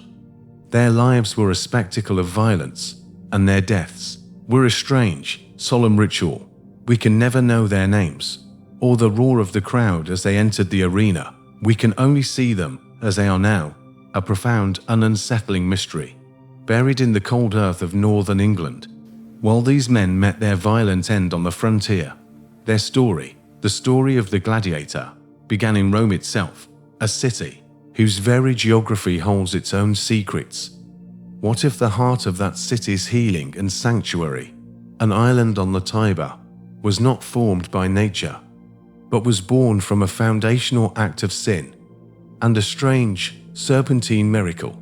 A city is a story, written in stone and in memory. Its great monuments speak of triumphs, its battlefields speak of sacrifice. But sometimes, the land itself holds a secret, a story of how a place came to be, a mystery embedded in the very earth. In the heart of Rome, the Tiber River flows around a small, boat-shaped island. For millennia, this has been a place of healing, a sanctuary set apart from the chaos of the city. But the island's birth has nothing to do with peace. Its foundations, so the legends say, were built not from bedrock, but from a great and terrible sin. This is the Isola Tiberina, the Tiber Island. It rests in the current like an ancient, stone vessel, moored to the city by two of its oldest bridges. Even today, it feels like a place apart, quieter, calmer, a place of refuge. For over 2,000 years, it has been associated with medicine and healing. A great hospital still stands there, continuing an ancient tradition. But why here? Why did this small strip of land, surrounded by the often polluted waters of the Tiber, become Rome's enduring symbol of hope and recovery? The answer lies in two stories, one of rebellion and one of a miracle. The first story takes us back to the very birth of the Roman Republic, to the year 509 BC. The people of Rome had risen up and overthrown their last king, the tyrant Tarquinius Superbus. In their revolutionary fury, they declared his name, his family, and all of his property to be cursed. The king owned vast fields of grain that ran along the banks of the Tiber, fields consecrated to the god Mars. The harvest was ready, but the people refused to consume the food of a tyrant. To do so would be to pollute themselves. So, in a great, collective act of defiance and purification, the Roman people descended upon the fields. They cut down the entire harvest, sheaf by sheaf. They threw the cursed grain into the river. The historian Livy tells us that the thousands of baskets of grain, matted together with mud and uprooted trees, slowly began to pile up in a shallow bend in the river. Over time, more silt and debris collected around this mass, until it solidified, broke the surface of the water, and became new land. An island born from a city's hatred for one man.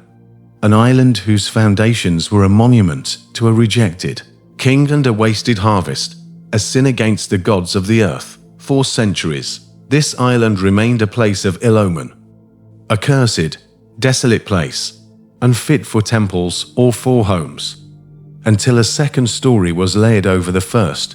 Several hundred years later, into 93 BC, a terrible plague swept through Rome. The people were dying in the streets. The temples were filled with the sick and the desperate. The gods seemed to have abandoned them. In their darkest hour, the city's leaders consulted the Sibylline books, the sacred collection of prophecies. The books offered a desperate solution. Rome must bring the Greek god of healing, Asclepius, to the city. A delegation was sent by ship to the god's greatest sanctuary in Epidaurus, Greece. There, they made their offerings and their pleas, and the god answered. As the Romans prepared to depart, a large, magnificent serpentine animal sacred to Asclepius and believed to be his physical embodiments, slithered from the temple, through the crowds, and directly onto the Roman ship. It coiled itself around the mast, a clear sign that the god had accepted their plea and would accompany them home. Imagine the return journey. The Roman ship, sailing across the sea and up the Tiber, carrying not just men, but a living god in the form of a great snake. As the ship passed the desolate Tiber Island, the serpent stirred. It uncoiled itself from the mast, glided silently to the edge of the vessel, and slipped into the brown water. It swam directly to the island and vanished among the reeds and tangled growth. The Romans understood the sign. This was the place the god had chosen. This cursed island, born from sin, would be redeemed and made sacred.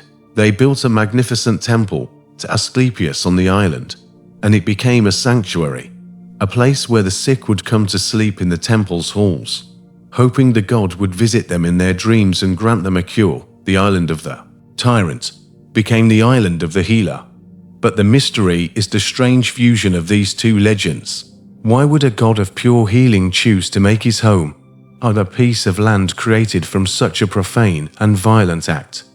Perhaps the stories are connected on a deeper, symbolic level. Perhaps an island born from a collective sinister sickness of tyranny and rebellion was the only place that could become the center of the city's collective healing. Its profane origins required a sacred intervention to make it whole. The poison required an antidote.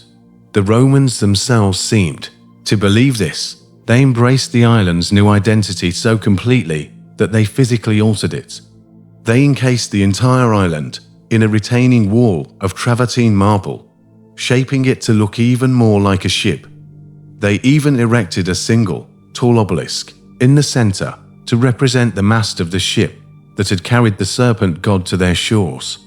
They deliberately merged the physical island with its miraculous story, creating a permanent, floating monument to healing. Today, the obelisk is gone, but the boat-like shape remains. The Hospital of the Frate Fratelli continues the island's 2,000-year-old tradition of medicine. It remains a place set apart, a sanctuary from the noise of the modern city. Its power seemingly rooted not in geology, but in its own strange and powerful stories. A place forever caught between a cursed past and a blessed future. While the story of this island is built from grand legends that every Roman knew, some stories from the empire are the opposite. They are mysteries defined by their silence. What about a story that almost no one knew? What about a Roman emperor? A man who held the ultimate power on earth, whose entire existence was so completely and utterly erased that he became a historical ghost, proven to have lived only by two small, forgotten pieces of metal. History is a house built from fragments. A line from a forgotten text, a foundation stone from a ruined temple, a shard of pottery from a lost city. And sometimes, the most important fragment is also the smallest. A single coin, held in the palm of your hand, is a declaration. It is a statement of power, a piece of propaganda, a promise from a ruler to his people. It says, "I am in charge. I am the emperor. I am real." But what if an emperor's entire reign, his grasp on the known world, his very existence, was erased so completely, so utterly, that the only proof he ever lived was a single, questionable piece of silver? A coin that, for centuries, most historians believed was a forgery. This is the story of a man who was almost erased from time, the story of the ghost emperor. Silby Ann Acus. To understand how a Roman emperor could simply vanish, we must first journey into the era in which he lived. The crisis of the 3rd century. This was not the proud, stable Rome of Augustus or Trajan.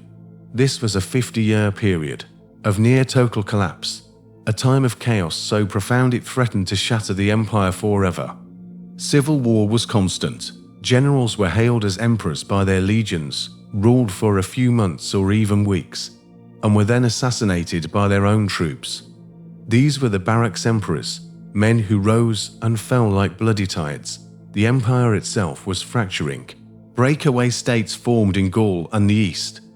Barbarian invasions hammered the frontiers. Plague swept through the cities, and the economy was in freefall. In this whirlwind of violence and uncertainty, a man could be the most powerful person in the world one day, and a headless corpse the next. This was the age of phantoms, an age where an emperor could easily become a ghost. Sometime in the 18th century, a strange coin surfaced in Europe. It was a small, silver Antoninianus, crudely struck. On its face was the radiant bust of an unknown ruler, and around it, the inscription, Imperator Mars Silvanicus Augustus. Historians were baffled. The name Silvanicus appeared in no surviving text, no chronicle, no senatorial list, no history of the period ever mentioned him. The coin's style was rough. The lettering was uneven. For 200 years, the consensus was that it must be a forgery, a fantasy piece created in a later era, or perhaps the coin of some obscure Gallic chieftain who styled himself an emperor. Silvanicus was dismissed. He was a footnote, a numismatic curiosity, an emperor who almost wasn't, and so He remained, for 2 centuries, a ghost in the catalogue of kings. Then, in the 1930s, a hoard of ancient coins was unearthed near the city of Lorraine, in France. It contained thousands of Roman coins from the mid-3rd century. As numismatists at the British Museum were carefully cleaning and cataloguing the find, they came across one coin that made them stop, a coin that sent a ripple through the world of Roman history. It was another Antoninianus. It was from a different mint than the first coin, but it bore the same impossible name, Silbanicus. This was the moment the ghost became a man. A second, different coin, found in a legitimate hoard alongside the currency of well-known emperors like Philip the Arab and Aemilian, was undeniable proof. Silbanicus was real. He had ruled. He had commanded a mint. He had declared himself Augustus, but this confirmation only deepened the mystery. If he was real, who was he? With no written records, the only clues we have are on the 2 small coins themselves. His name, Silbanicus, is not Latin. It is likely of Celtic origin, suggesting he was from Gaul or the northern frontiers, a man who rose from the provincial armies. The location of the coin finds, both in northern Europe, points to a reign centered not in Rome, but on the turbulent Rhine frontier. And based on the style of the coins and the other emperors he was buried with, historians can now place him in a very narrow, very violent window of time, likely around the year 49 AD, during the chaotic transition of power between the emperors Philip the Arab and his successor, Decius. From these fragments, we can piece together a plausible story. Imagine a man named Marcius Silbanicus, a tough, respected general in command of the legions on the German frontier.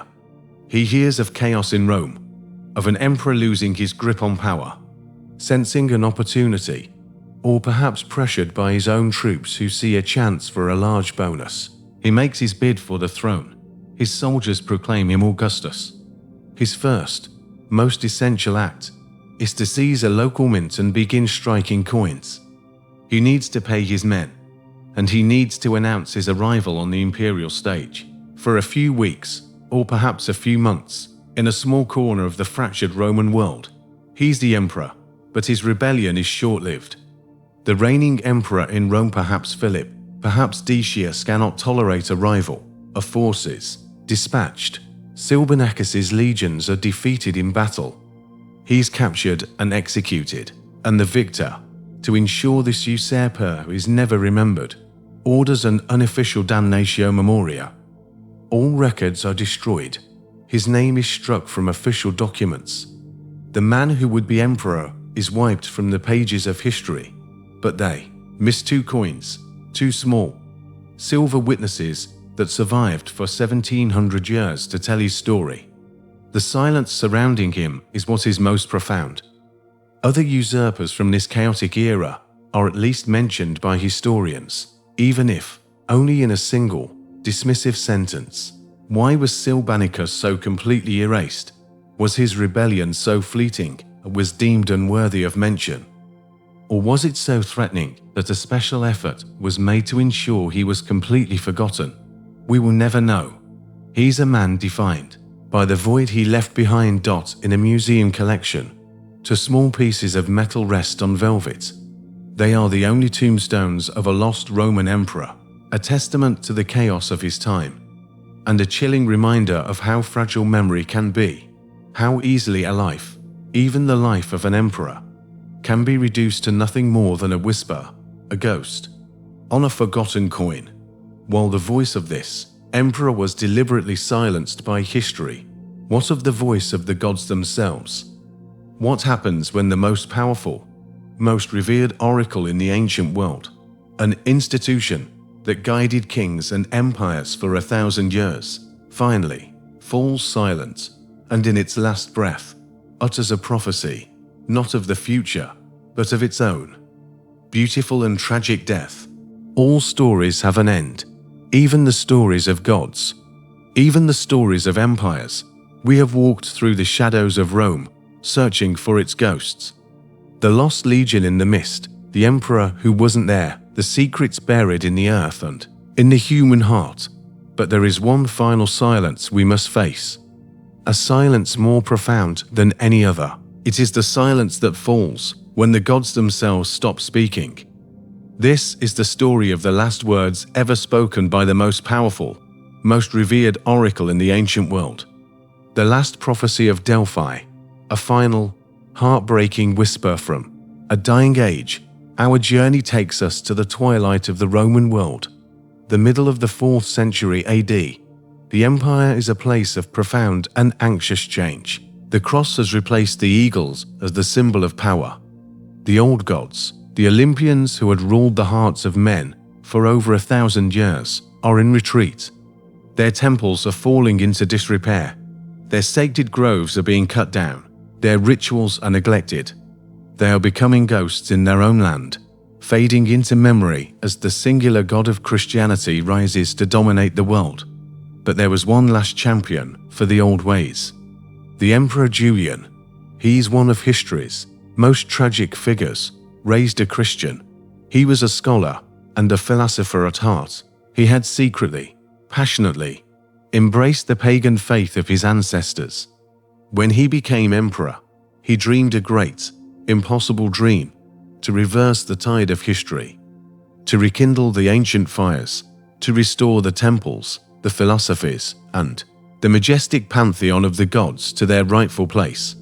His enemies would call him Julian the Apostate, but to himself, he was a restorer, a defender of a beautiful, dying world. At the heart of his dream was the sanctuary of Delphi, nestled on the misty slopes of Mount Parnassus. This was the navel of the ancient world, the home of the Pythia, the priestess of Apollo, who spoke the will of the god himself. For 1,000 years, kings and conquerors had made the pilgrimage here, seeking guidance. But now, Delphi was a shadow of its former self. Its treasuries had been looted. Its statues had been toppled. Its sacred spring, whose vapors gave the priestess her visions, ran thin. Still, Julian had to know. He had to ask, was there still a spark of life? Could the gods still speak? He sent his most trusted friend, a physician named Eurybasius, on a solemn mission to travel to the decaying sanctuary, to make the proper offerings, and to ask the oracle if the golden age of the gods could return. Imagine Eurybasius' journey, a journey into the past, to a place of fading glory. He arrives not to find a bustling sanctuary filled with pilgrims and priests, but a quiet, melancholic place of ruin. The great temple of Apollo is crumbling.